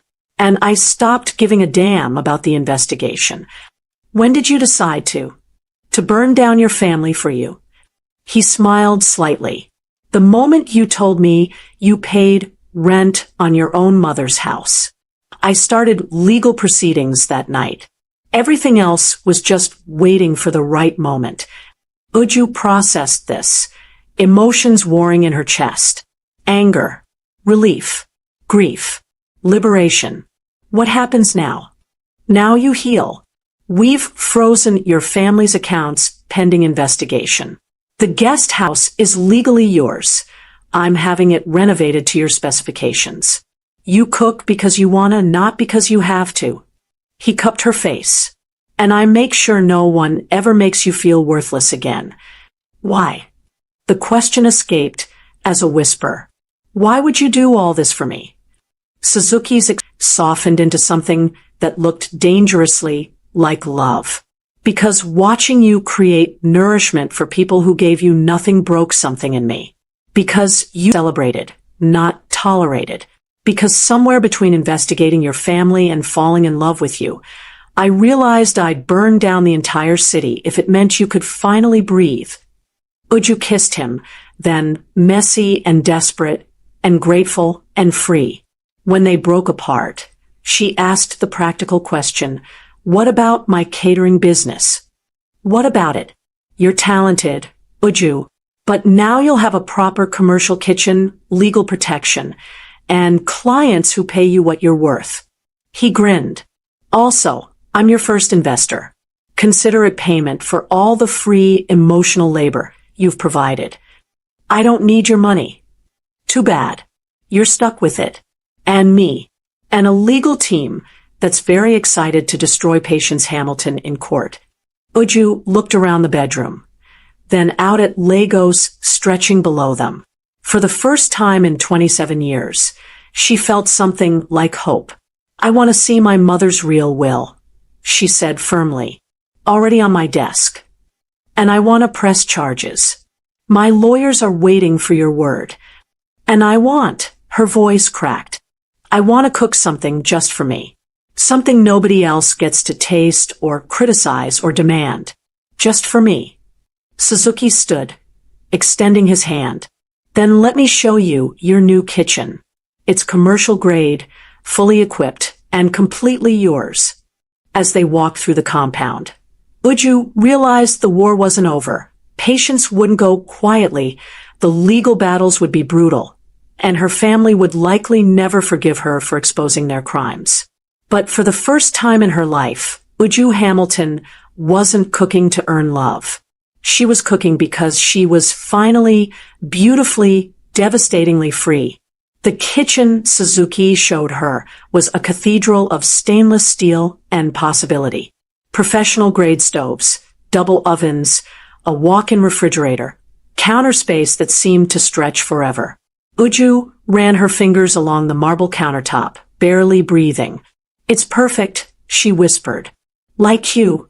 She turned, finding Suzuki closer than she'd expected. His eyes held that same dangerous intensity from the first night they met, but now there was something else, something raw and unguarded.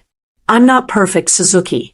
I'm broken and exhausted and mine, he finished, stepping closer. Say you're mine, Uju. Say you're done running back to people who don't deserve you. I'm done, she breathed.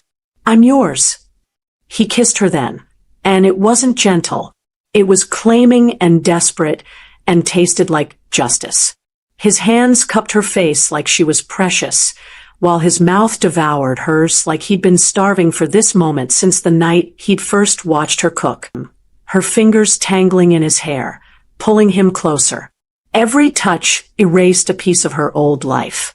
Every kiss wrote a new definition of what love could be, not service or sacrifice, but partnership and protection and passion that burned clean. When they finally broke apart, both breathing hard, Suzuki pressed his forehead to hers. Welcome home, Uju Hamilton. And for the first time in 27 years, Uju believed she actually had won. The photo is perfect. She knows this because she's taken it 17 times. This one, the 18th, finally captures what she's desperate to communicate. I'm still here. I'm still worth it. Please see me. The silk nightgown slides off her shoulder, like she planned it. Her afro catches blowing like a crown. The angle is sultry but not desperate, bold but not begging. Except she is begging. She's been begging for 3 weeks, since Marcus got his new number, and everything changed. Since the texts became shorter, the calls less frequent, the excuses more elaborate. She types the caption with wine-buzzed confidence. Miss me yet? Come claim what's yours. Apartment 4B. For one perfect moment, Temi feels powerful. In control. Like this photo will fix everything. Make him remember why he wanted her in the first place. Make him come back. Make him choose her. Her thumb hovers over send. Don't think. If you think, you won't do it. If you don't do it, you'll lose him forever. She presses send. The whoosh of the departing message sounds like relief. For exactly 3 seconds, Temi feels victorious. Then she looks at the screen. Yes, new. It went to Nakamura. A contact she doesn't remember saving. A name that means nothing. Her phone vibrates. New message. Nakamura. I don't miss things. I collect them. 15 minutes. A location pin drops. Her building. Her floor. Her exact apartment. Temmie's wine hand shatters on the hardwood. Red liquid spreads across the floor like blood. Her hands shake as she types. Sorry, wrong number. Please ignore. The message shows delivered.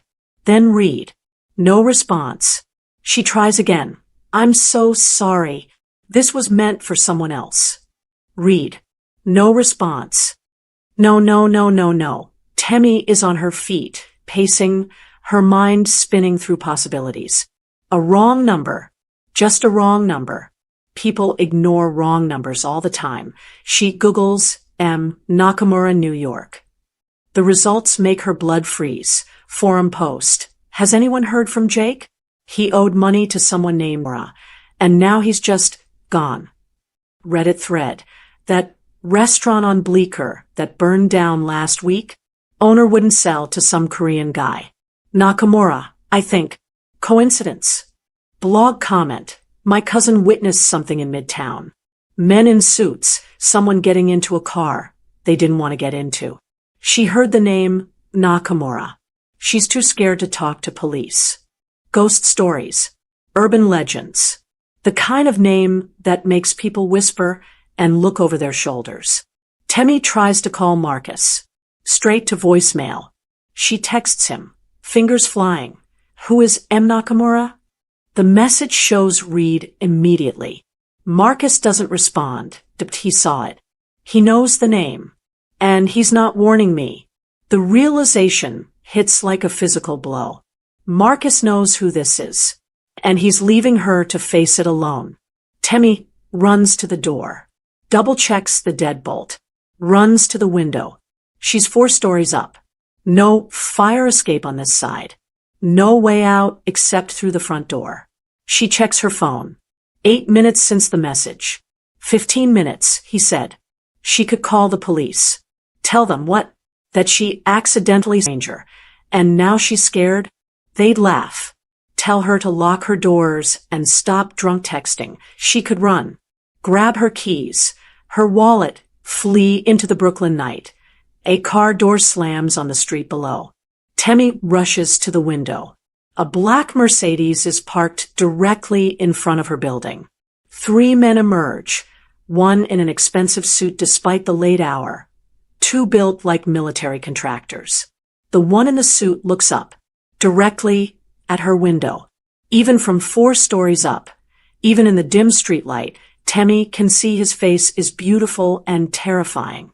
Sharp jaw, perfect posture, and an expression of cold certainty that makes her step back from the glass. He saw her. He knows she's watching. The men disappear into her building. Nakamura, 4th floor. Don't make me knock more than once. She counts seconds. Counts footsteps in the stairwell outside. Why the stairs? Why not the elevator? Because elevators can be recalled. Because stairs mean control, mean trapping her between floors if she runs. The footsteps stop outside her door. A moment of terrible silence. Then, knock. Knock. 3 measured strikes. Not aggressive. Not rushed. Just certain. Temmie stares at her door like it's the entrance to hell. She could not answer. She could hide in her bathroom, wait for him to leave. His voice carries through the door. Accented. Calm. Absolutely terrifying in its reasonableness. I know you're there. I know you're frightened. I understand. But I promise you, opening this door is the smartest choice you'll make tonight. Go away. Temmie's voice cracks. I'm calling the police. No, you're not. Because you already Googled my name, and you know the police can't help you.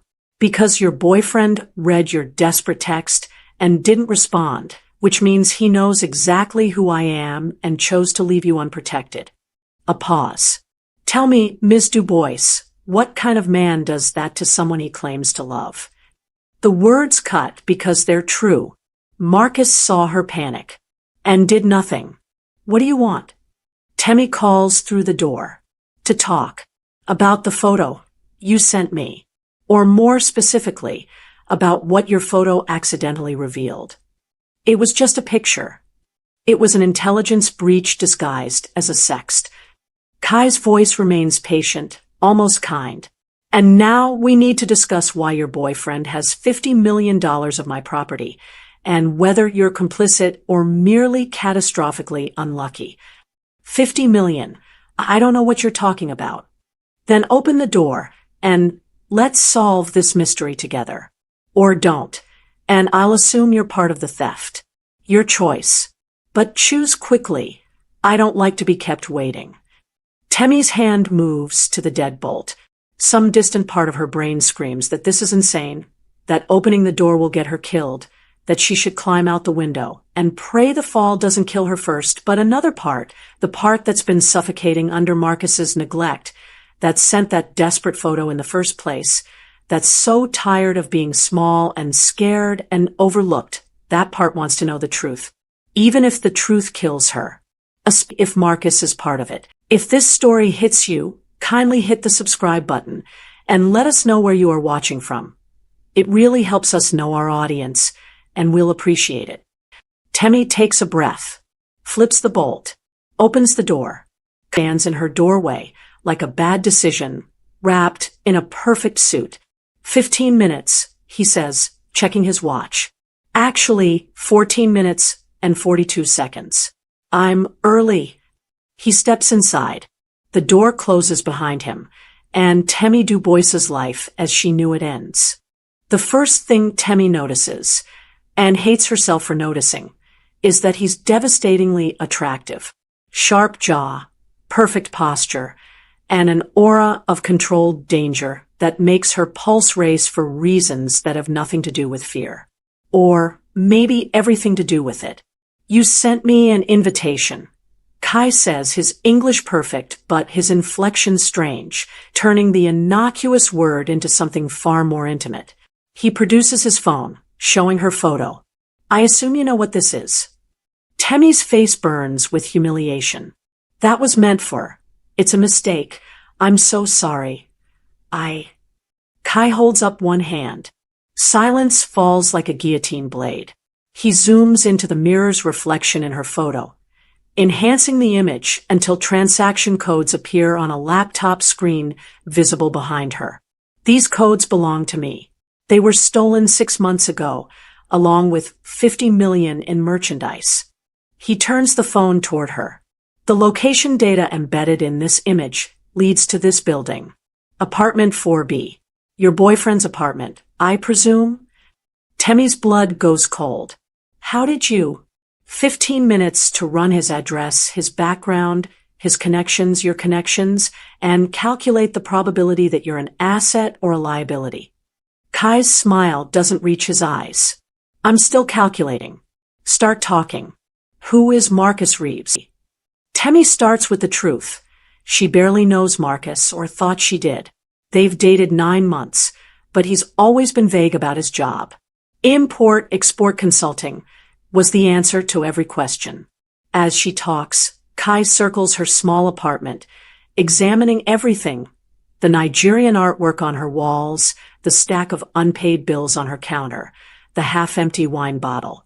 He picks up a photo of her and Marcus from 3 months ago, both some rooftop party. You look happy here, Kai observes.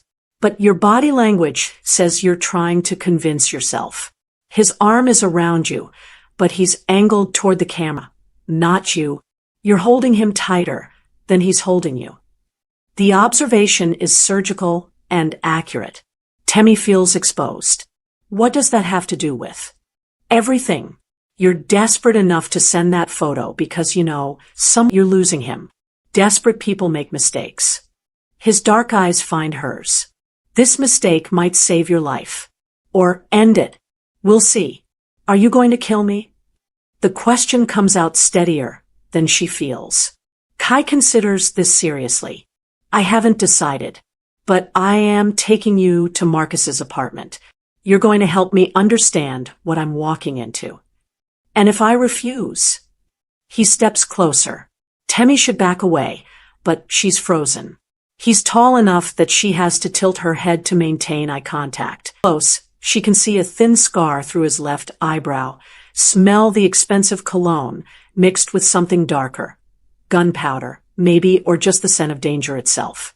You won't refuse, Kai says softly. Because whatever Marcus is involved in, you're already part of it. That photo connected you the moment you press send. The question is whether you survive the connection. He's right. Temmie knows it in her bones. She nods slowly. Good. Get dressed. We leave in 5 minutes. He turns away, already on his phone speaking rapid Korean. Temmie goes to her bedroom on shaking legs. As she pulls on jeans and a jacket, she catches her reflection in the same mirror where she took that stupid, desperate photo. The woman looking back at her doesn't look like someone who's about to die. She looks like someone waking up. The car is a black Mercedes, luxury and threat combined. Temmie sits in the back seat next to Kai, hyper-aware of every inch of space between them. One of his men drives, the other in the passenger seat. No one speaks for the first 5 minutes. Temmie breaks first. You said you were still calculating whether I'm an asset or liability. What's the verdict? Kai glances at her, and she thinks she sees amusement flicker across his face. You're not begging. That's unexpected. Would it help if I did? No. I find begging tedious. He shifts slightly, his knee almost touching hers. Tell me about your uncle. The one who... Temmie's stomach drops. How do you know about? I know everything about you, Temmie Dubois. 27, works at an advertising agency where you're chronically undervalued. Student loans. No criminal record. Your uncle Raymond got you a customs processing job after college, but you quit after 6 months. Claustrophobia in the inspection areas. You send money to your mother in Lagos every month, even when it means you eat ramen for 2 weeks. The recitation is clinical, but not cruel. Still, being known so thoroughly by a stranger, a dangerous stranger, makes Temmie feel stripped. My uncle has nothing to do with this, she says firmly. Hasn't he? Kai's tone sharpens.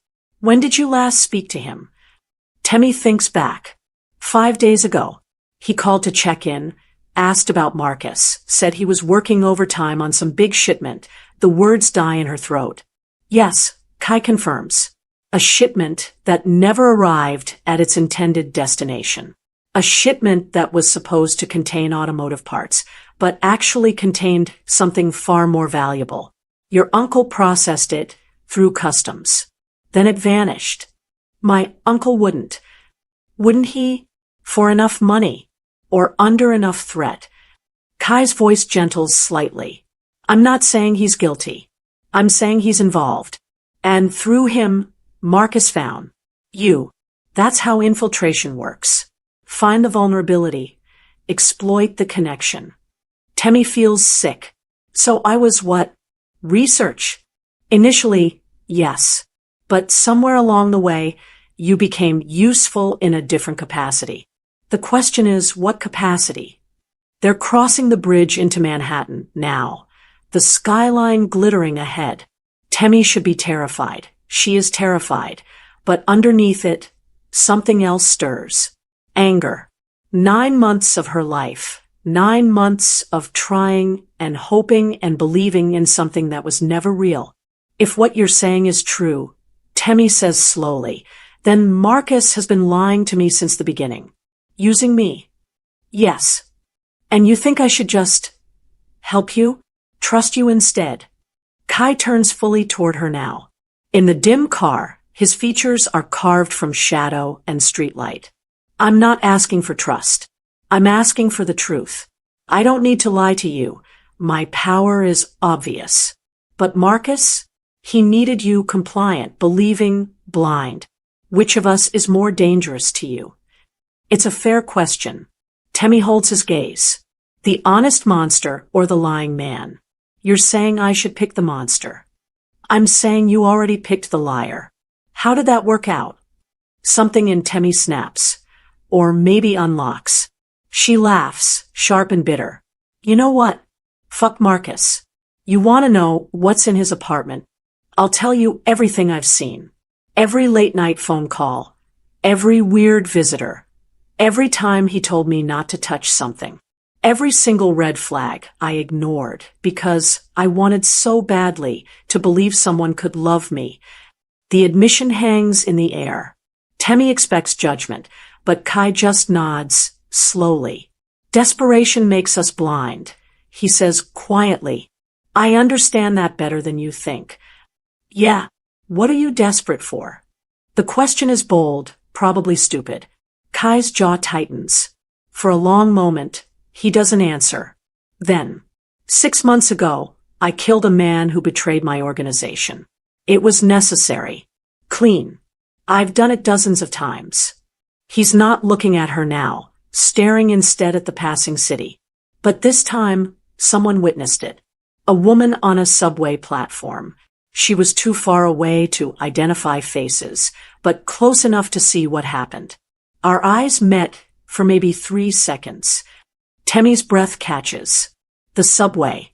The night her phone was stolen. The platform where she saw. She looked at me. Kai continues, like I was human and monster at the same time. Like she could see both, and wasn't sure which terrified her more. I've been looking for her ever since. Told myself it was to eliminate the witness. But I think. He finally looks at Temmie. I think I wanted to know if that moment was real. If someone could see exactly what I am and not look away. Temmie's heart is pounding. That was me. On the subway. I saw you. Kai's expression doesn't change, but something in his eyes intensifies. I know. I knew the moment I saw your photo tonight. Your face has been in my security footage for 6 months. I've been searching the city for you. To kill me? I thought so. Now, I'm not sure what I wanted. His hand moves, not touching her, but close enough that she feels the heat of it. You sent me that photo, Temmie. Maybe it wasn't random. Maybe some part of you remembered and wanted to be found. The idea should be insane. But sitting in this car, racing toward confrontation and truth, Temmie can't deny it feels right. Like every choice led here. To him. I don't even know you, she whispers. No, but you're the first person in years who's seen me without the performance. And I'm the first person who's told you the truth without needing you to be smaller to accept it. Kai's voice drops lower. Marcus needed you weak. I need you sharp. Which version of yourself do you prefer? Temmie doesn't answer because the car is pulling up to Marcus's building. But she knows the answer. She's known it since she opened her door to find Kai standing there like a reckoning. Sharp. She wants to be sharp.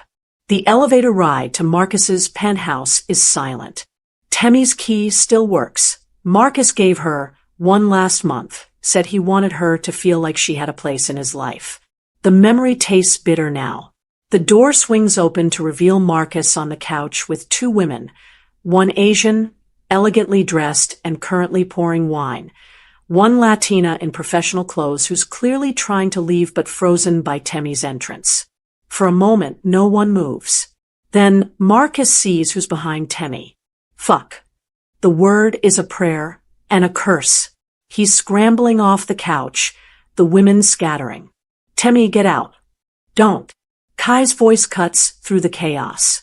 He steps past Temmie, gun appearing in his hand like magic. Everyone sit. Now. The Asian woman.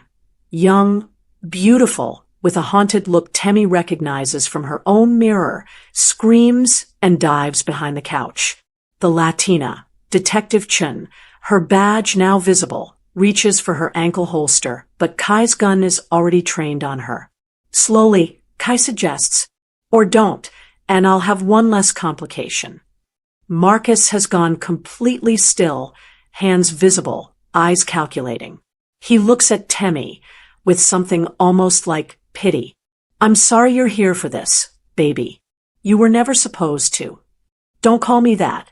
Temmie's voice surprises her with its steadiness. You don't get to call me anything. Temmie. How long? She steps fully into the apartment. Kai is a solid presence behind her, not touching but close enough that she feels protected. How long was I the mark? Marcus's expression cycles through emotions before landing on cold resignation. From the beginning, your uncle was the target. You were access. The confession should hurt more. Instead, Temmie feels almost relieved. Her instincts weren't wrong, just ignored. Who are they? She gestures at the two women. Before Marcus can answer, Kai moves around Temmie to get a better look at the Asian woman behind the couch. His entire body goes rigid. Stand up, he says, voice deadly quiet.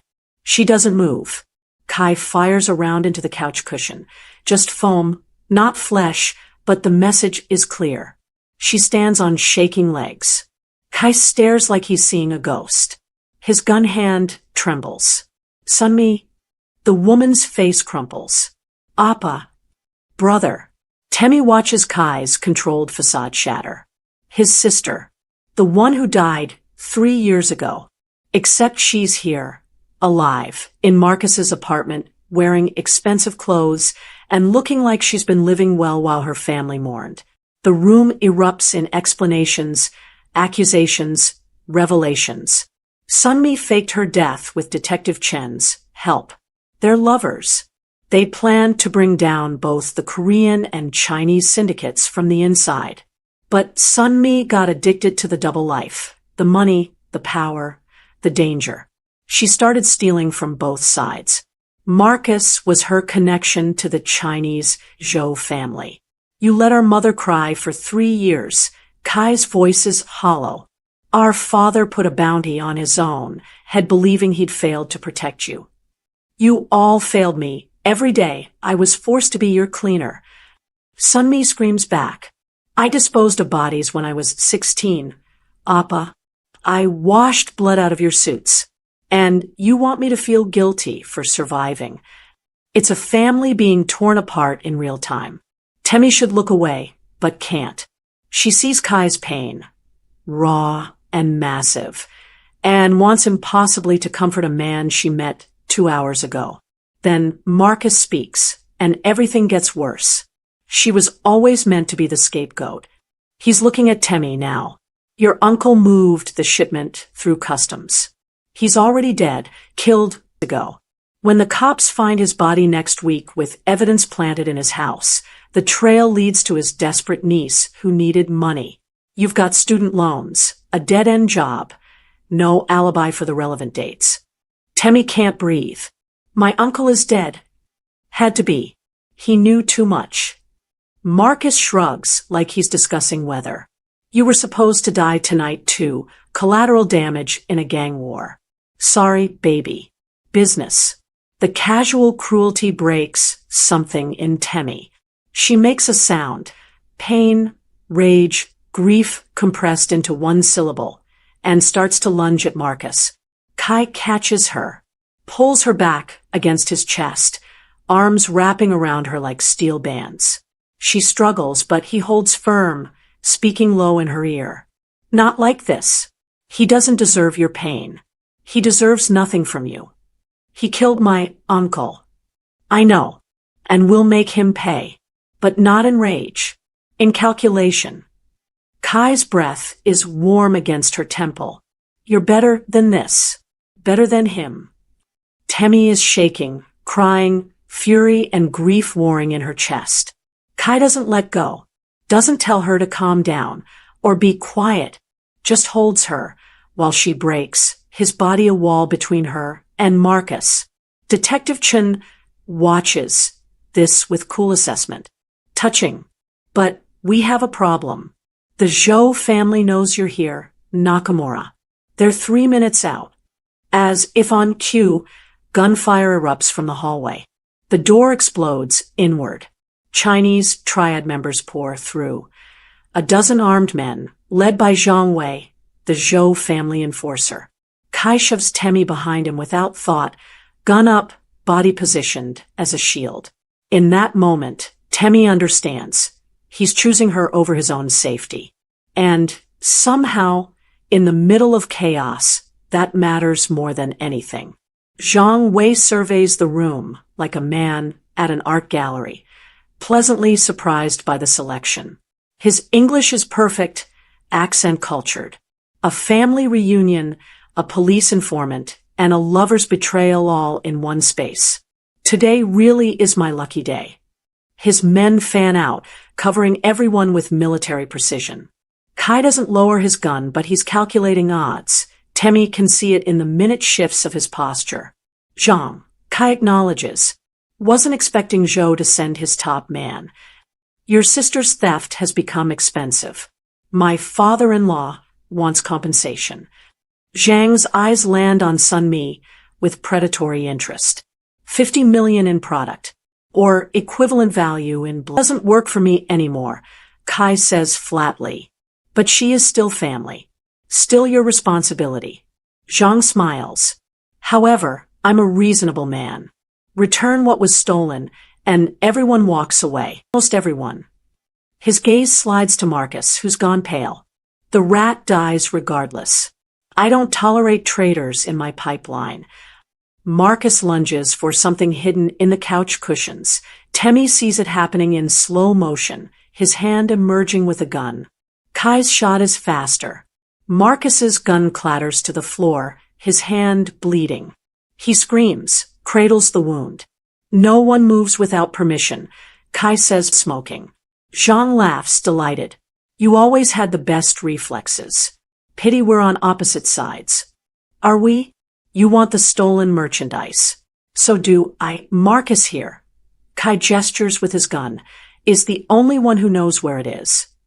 Actually, Temi speaks up. I know where it is. Every eye turns to her. Kai's expression is unreadable. Temi. Last month, Marcus asked me to store some boxes for him. Said it was documents for his business, needed climate control. I have a storage unit from when I moved. He gave me $2,000 to rent it for a few months. She looks at Marcus, whose face has gone from pale to white. Apartment 4B, isn't this address? It's my storage unit number. The revelation lands like a bomb. Marcus starts to protest, but Kai steps on his injured hand, grinding heel against torn flesh. Marcus's scream is satisfying. Shut up, Kai says mildly, then to Temi. You sent me the location without knowing it. Apparently. Temi's heart is racing. She just gave away 50 million in criminal merchandise. She should be terrified. Instead, she feels powerful. So what now? Zhang considers her, with new interest. Smart woman. Wasted on these idiots. To Kai, a proposal. We retrieve the merchandise together. Split it 60-40 in my favor. Call it compensation 30-70 in mine. Call it a stupidity tax for trusting Marcus. The negotiation continues, but Temi tunes it out because she's noticed something no one else has. Wires running from Marcus's entertainment center behind the couch, disappearing into the floor. Inches closer while everyone argues, pretending to be frightened and small. The wires lead to a device mounted behind the refrigerator. She knows that device. She's seen it in enough action movies. C4 detonator. The entire apartment is rigged. Her blood goes cold. She catches Kai's eye. Smile is unhinged. I always had an exit strategy. This was supposed to happen after I left. Kill everyone, destroy the evidence, collect the insurance money. But this works too. He's backing toward the balcony. I'm leaving. Anyone follows, I press the button. 30 seconds after I'm clear. You'll kill your own girlfriend. Genuinely curious. Ex-girlfriend. She was always just a prop. Marcus reaches the balcony door. Goodbye, Temi. Sorry, we couldn't make it work. He's out the door when Temi sees it. The remote has a safety switch, and it's still on. Marcus is bluffing. She runs. Straight at Marcus, through the balcony door, slamming into him before anyone can react. They crash against the railing. The remote flies from his hand, skittering across the balcony floor. Marcus recovers fast, hands around her throat. "You stupid bitch." Kai is there, ripping Marcus off her, throwing him across. Detective Chun grabs the remote. "Freeze." Chen's voice cracks with authority and panic. She's flipped the safety off. "I'm taking this and leaving. Anyone follows, I detonate. This is over." Sunmi stands slowly. "Lisa, don't. You used me." Chen screams at her. "Made me think we were partners. That you loved me. But you were stealing from evidence, weren't you? Using me to get access." Sunmi's silence is damning. Chen's laugh is broken. "Then we all deserve this." She presses the button. The detonator beeps. 60-second countdown.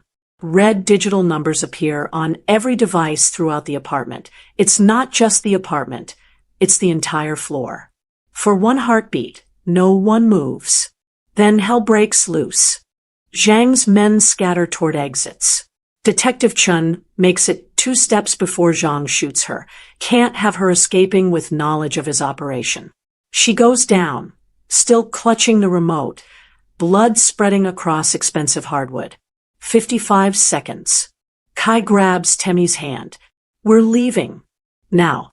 But Sunmi is frozen, staring at Chen's body. Kai curses in Korean, starts toward his sister. Zhang's remaining men have blocked the main door. The elevators will take too long. Everyone converges on the balcony, the only possible exit. 50 seconds. Temmie sees it before anyone else. The fire escape on the adjacent building. 6 feet away horizontally, 1 story down. Impossible for most people. She spent 3 years doing parkour in college. It's not impossible for her. "Kai," she grabs his arm. "We jump." He assesses the distance, the drop, the burning seconds. "You can't make that." "I can." "Can you?" 45 seconds. Behind them, Zhang is shouting orders, his men still trying to breach the main door.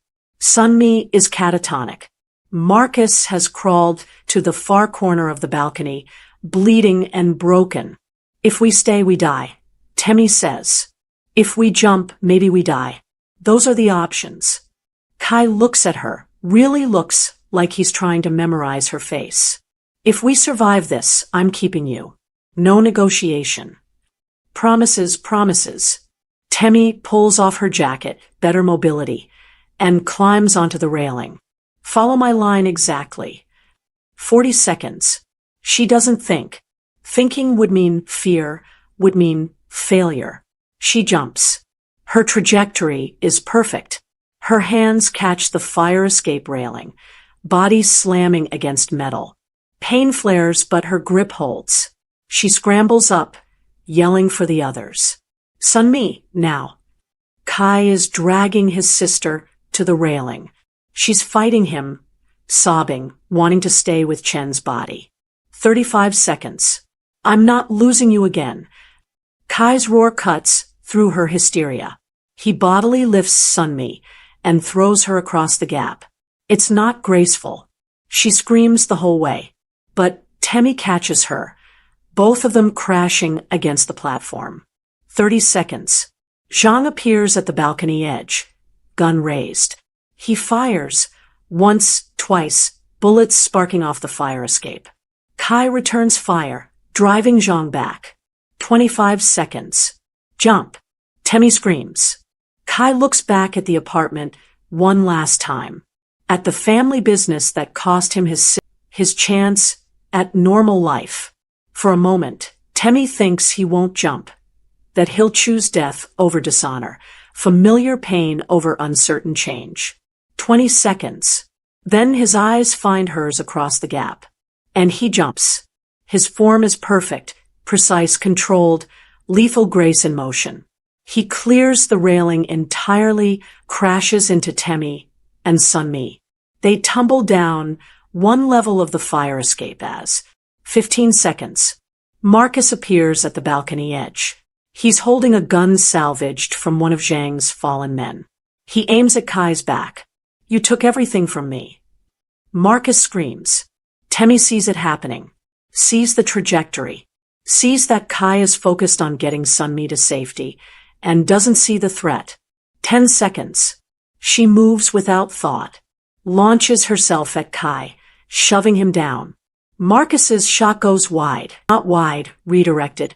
The bullet meant for Kai's head tears through his shoulder instead. Kai staggers.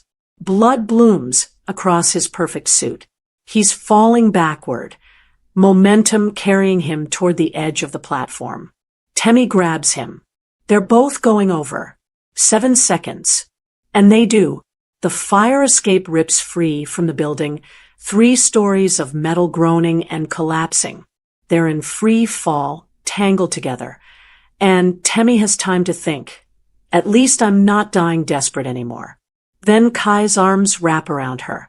His body rotates midair, putting himself beneath her, taking the impact. They crash through the awning of the street-level restaurant, canvas ripping, metal frames bending. The world is noise and pain, and 3 seconds. Sunmi screaming her brother's name from somewhere above. 2 seconds. Temmie's body cushioned by Kai's, even as he bleeds from the bullet she diverted. 1 second. His breath against her ear. Whispered words. I kept my promise. 10 minutes. 0. Boom. The explosion rips through Marcus's penthouse with biblical fury. The fireball engulfs multiple floors, glass and steel, and human remains raining down on the street. The shockwave flips cars, shatters windows for 3 blocks, and throws Sunmi off the damaged fire escape onto a pile of garbage bags that probably save her life. In the collapsed awning, buried under torn canvas and bent metal, Temmie can't breathe. Process that she's alive, except Kai is still holding her. His heart beats against her back. Weak, irregular, but beating. Kai. Her voice is wrecked. Still collecting. He breathes. Each word sounds painful. You pushed me. Took my bullet. You were supposed to duck. I was protecting Sunmi. You were protecting me. His grip tightens fractionally.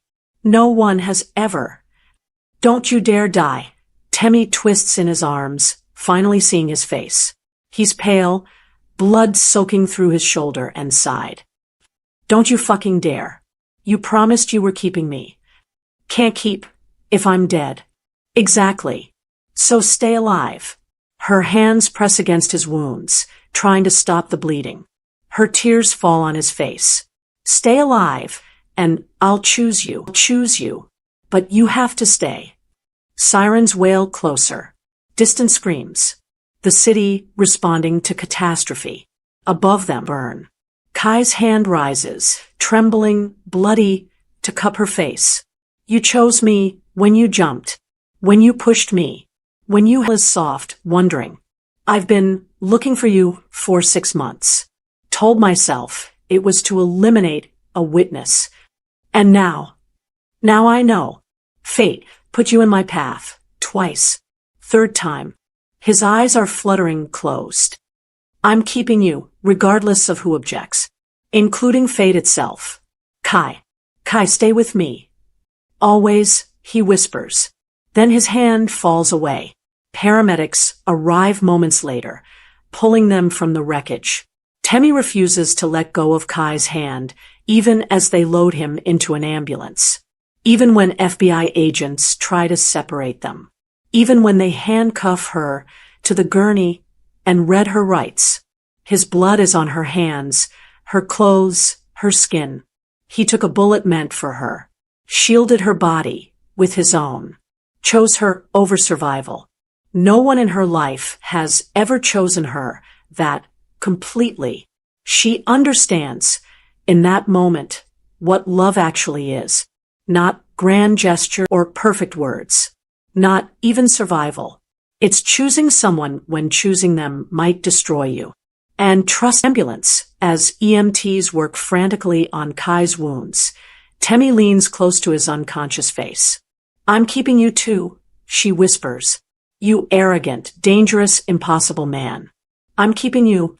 His fingers twitch in hers. It's enough. 3 days blur together in the hospital. Kai is in surgery. Bullet severed an artery, collapsed a lung, fractured 2 ribs. The doctors tell Temmie he flatlined twice on the table. She doesn't cry when they say it. Can't. If she starts, she won't stop. The FBI tries to enter the room. She gives them nothing until they bring the lawyer Kai's organization sends.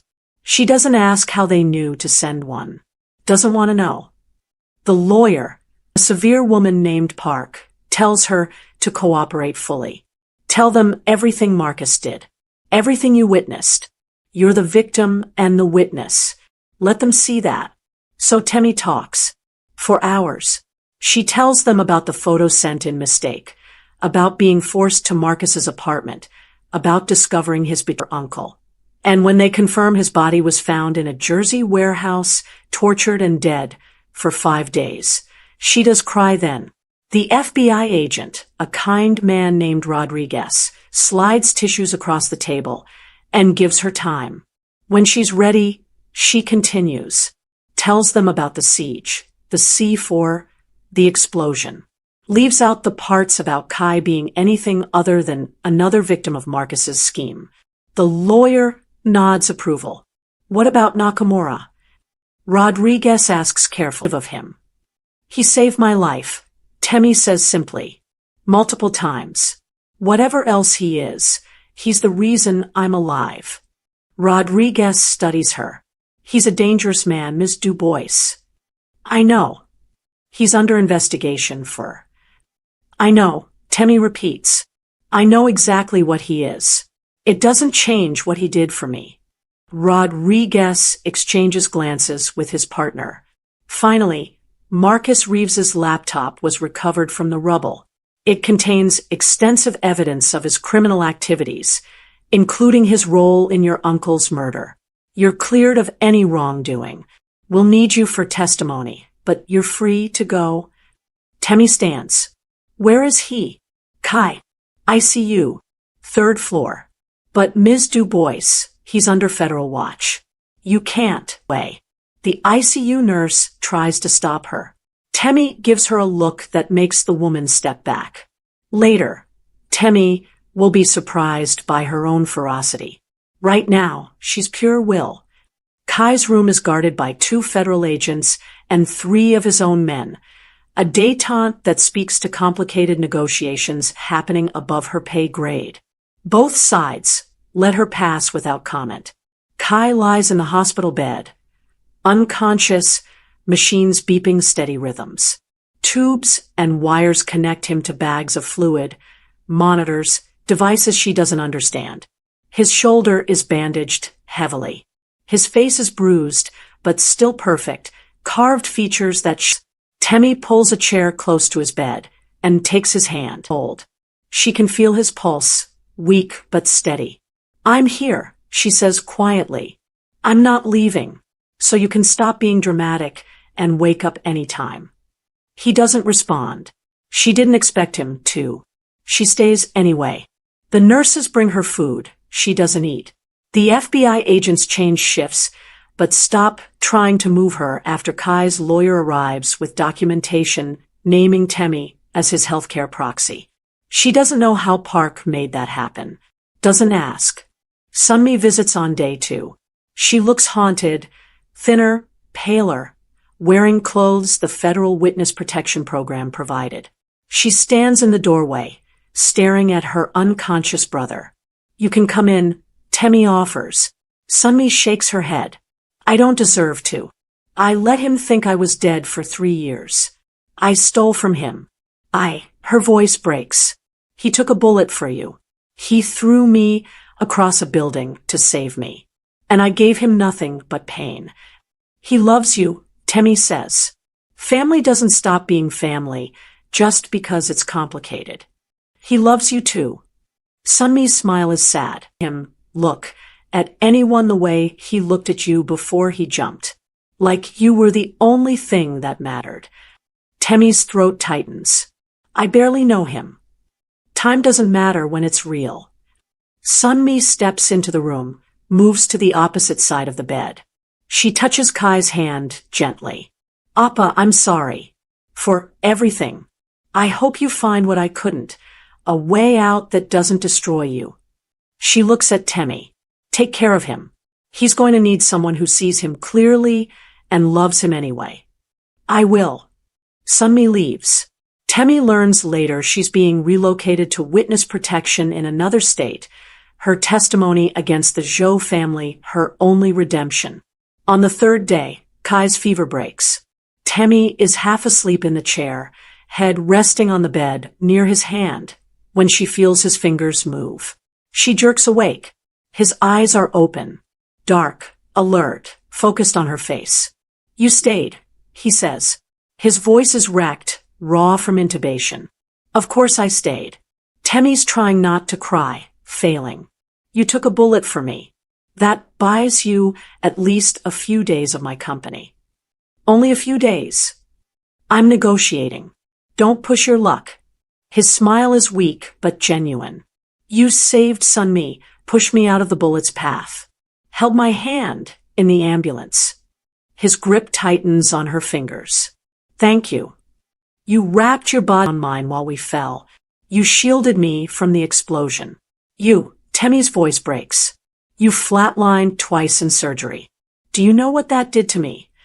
Tell me. It made me realize I can't lose you. Which is insane because I've known you for 3 days and you're a criminal and this whole thing is impossible. Temmie. But I don't care. I don't care that we met because of a stupid mistake.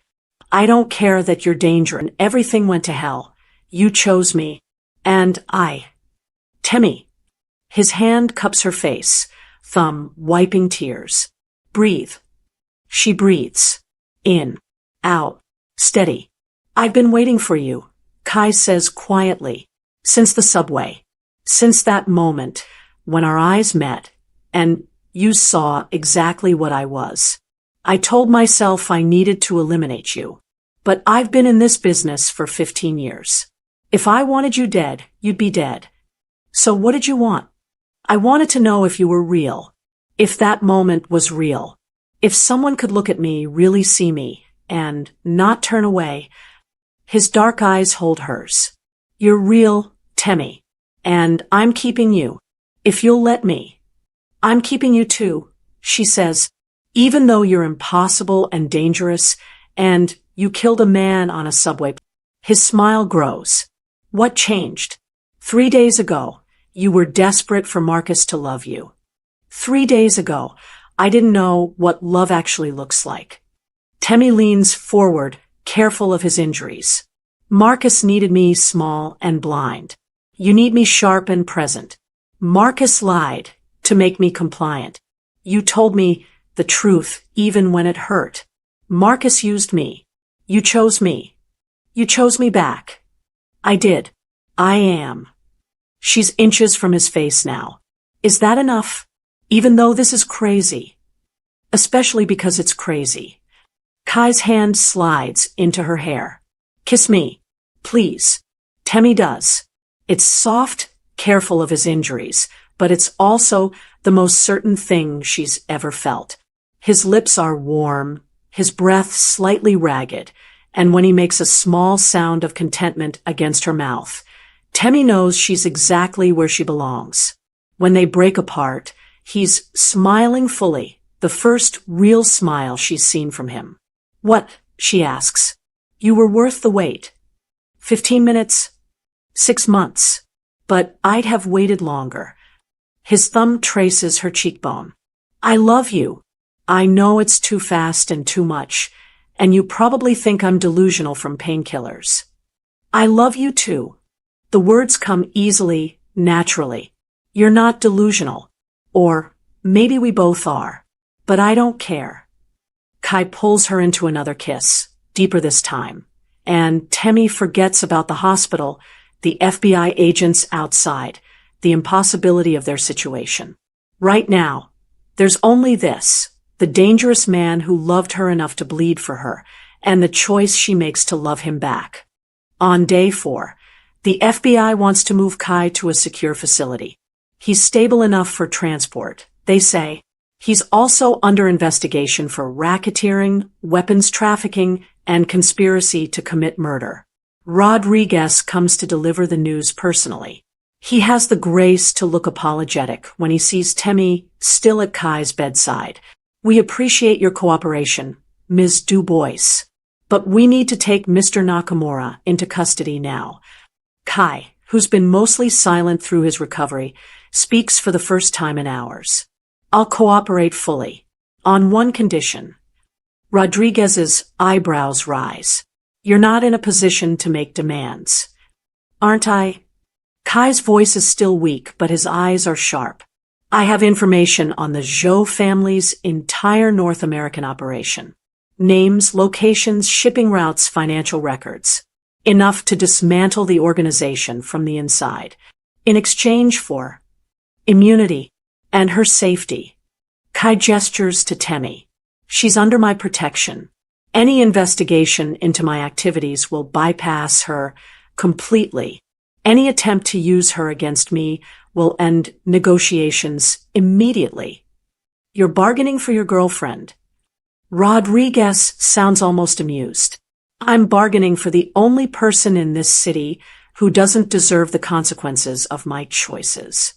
Kai's grip on Temi's hand is gentle but possessive. "Take it or leave it." Rodriguez looks at his partner, at Temi, back to Kai. "Finally, I'll talk to my superiors. But Mr. Nakamura, this doesn't erase what you've done." "I know. I'm not asking for erasure. I'm asking for her to walk away clean."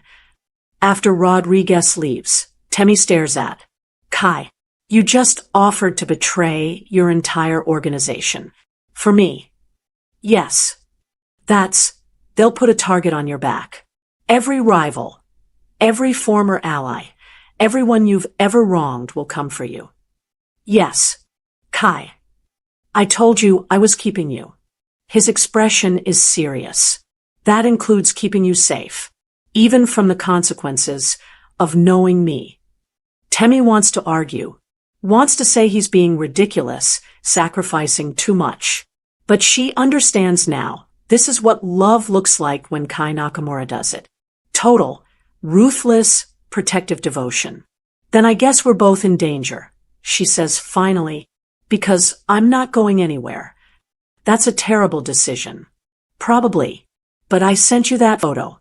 You came in 15 minutes. Everything since then has been terrible decisions that somehow keep saving us." She kisses his forehead. "I'm done making safe choices. Careful of his injuries.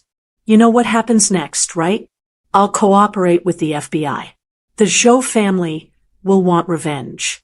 My own people will feel betrayed. We'll have to disappear for a while. Together. Obviously. Then I'm in." Temi settles back in her chair, still holding his hand. "Where should we go?" "Somewhere warm. Always hated New York winters. Somewhere with beaches.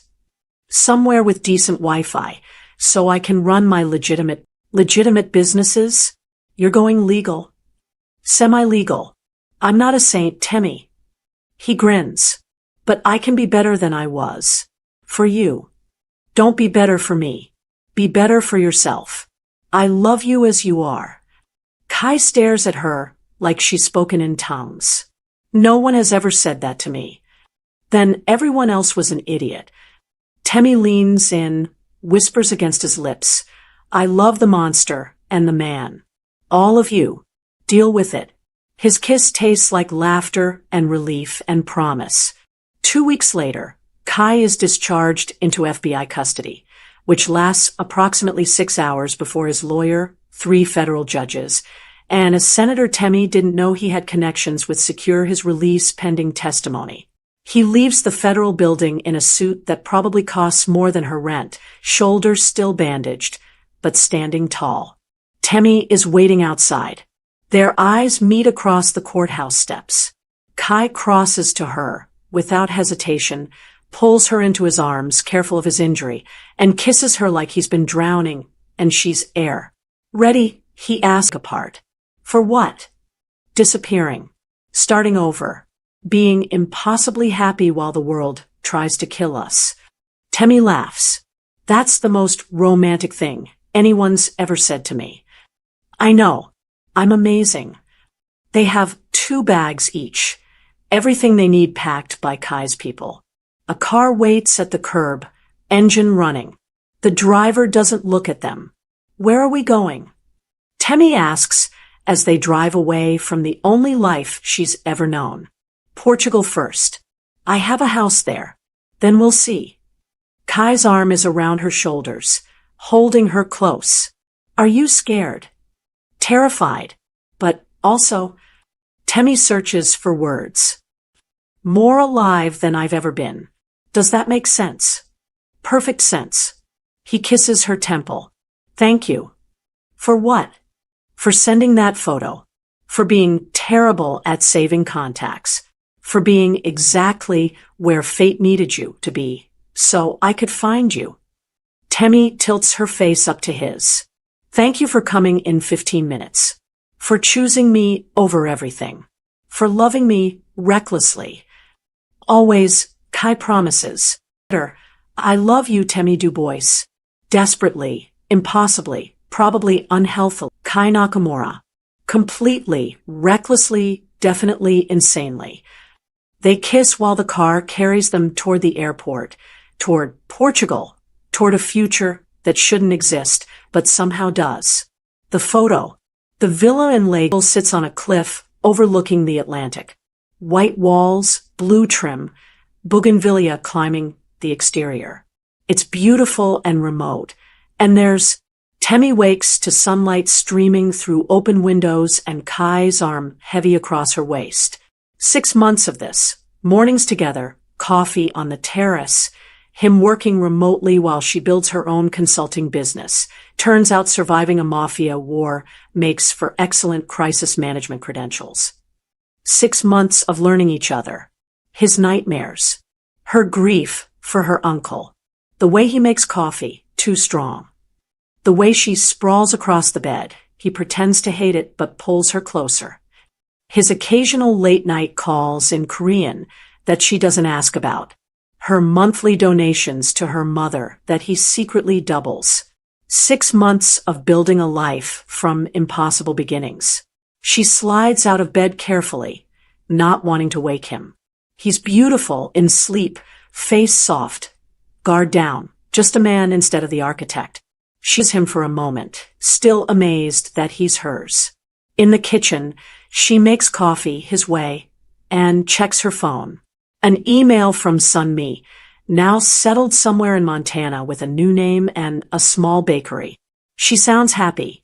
Temmie types a quick reply. Sending love. Another email. Rodriguez. Updating her that the Zhou family trials are proceeding. Zhang Wei is cooperating in exchange for a reduced sentence. The empire is crumbling. Justice, in its imperfect way, is being served. She's about to delete a spam email when she sees the sender. Unknown. The subject line. Miss me yet? Temmie's blood goes cold. She opens it. A single sentence. I know what you did. I know who you're with. Joe Sr., Marcus's father. The triad boss who survived because he wasn't in New York that night, who lost his son, his operation, his empire, and knows exactly who to blame. Temmie should be terrified. Maybe she is. But she's also. What's wrong? Kai appears in the doorway, sleep-rumpled, and immediately alert. He sees her face and crosses to her in 3 strides. Show me. She does. Watches his expression go cold and lethal, the architect emerging from the man. He found us. Yes. We'll need to move again. I'm in. No. Temmie surprises herself with the firmness. No more running. Kai stares at her. Temmie, he's dangerous. So are you. So am I apparently. She sets down her phone, takes Kai's hands. I'm done running. From Marcus's ghost, from Zhou, from the consequences of loving you. We've built something here. I want to keep it. Even if it means fighting. Especially if it means fighting. She rises on her toes, kisses him softly. You said fate put us in each other's path twice. Third time, you're keeping me, regardless of who objects. Remember? I remember. Zhou objects. Let him come. Temmie's smile is fierce. We survived an explosion, multiple assassination attempts, first date in history. We can survive this too. Kai's expression shifts from cold calculation to something warmer. You're sure? Completely. Are you? He pulls her close, wraps her in arms that have held weapons and killed enemies, but hold her like she's precious. I found you twice.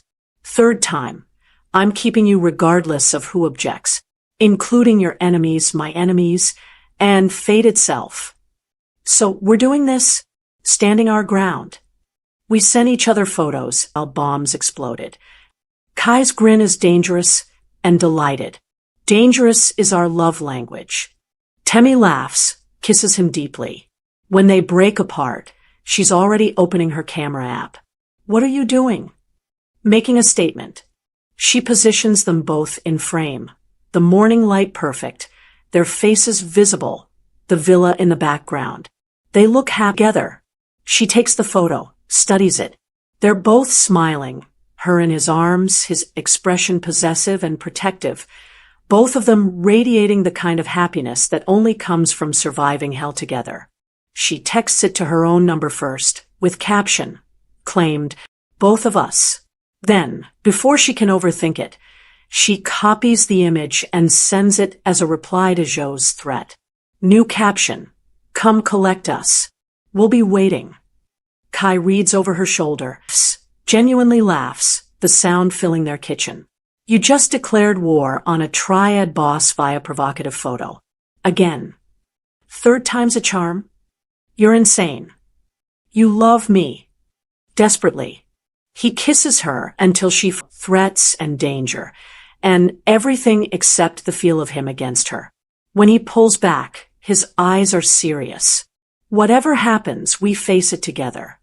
Together, they finish their coffee on the terrace, watching the sun climb over the Atlantic.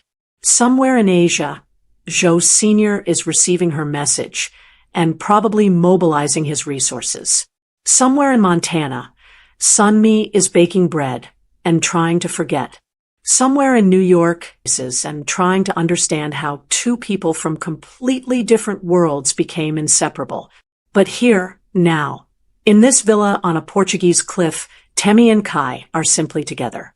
Fighting, loving, building something that started with a mistake and became inevitable. Temmie's phone buzzes. A response from Zhou. 15 minutes. She shows Kai. He smirks. Want to make it interesting? He asks. What did you have in mind? Let's see. Temmie grins, fierce and wild, and completely in love with this dangerous, impossible man. You're on. They spend the next 10 minutes making plans, loading weapons, stealing kisses between tactical discussions. Because this is their life now, chaos and devotion intertwined. When the first black car appears on the coastal road, Kai takes Temmie's hand. Ready? She thinks about the woman who sent that first photo. Desperate, blind, begging to be loved. That woman is gone. In her place stands someone who jumped across buildings, activated bombs, took bullets, and chose to love the most dangerous man she could find. Ready, she says. Together, walk out to meet whatever comes next. Because fate gave them 3 chances. And the third time, they're keeping each other, no matter who objects. If you enjoyed this story and would love to hear more, kindly subscribe to the channel and tell us your favorite part of the story. We'd really appreciate that. You must be mad to think I'd ever lower myself to be with someone like you. The champagne hit Daisuke Ikeda's face in a golden cascade, soaking into his custom-tailored shirt. dripping onto the dragon tattoo that crept above his collar. Victoria Ashford, blonde, polished from old money, stood over him with deliberate contempt.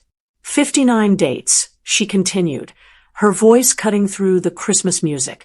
59 women who've tried to see past the tattoos, past the rumors. You're not mysterious, Mr. Akita. You're just pompous and arrogant. You treat women like acquisitions and wonder why no one stays. The restaurant held its breath. Crystal clear.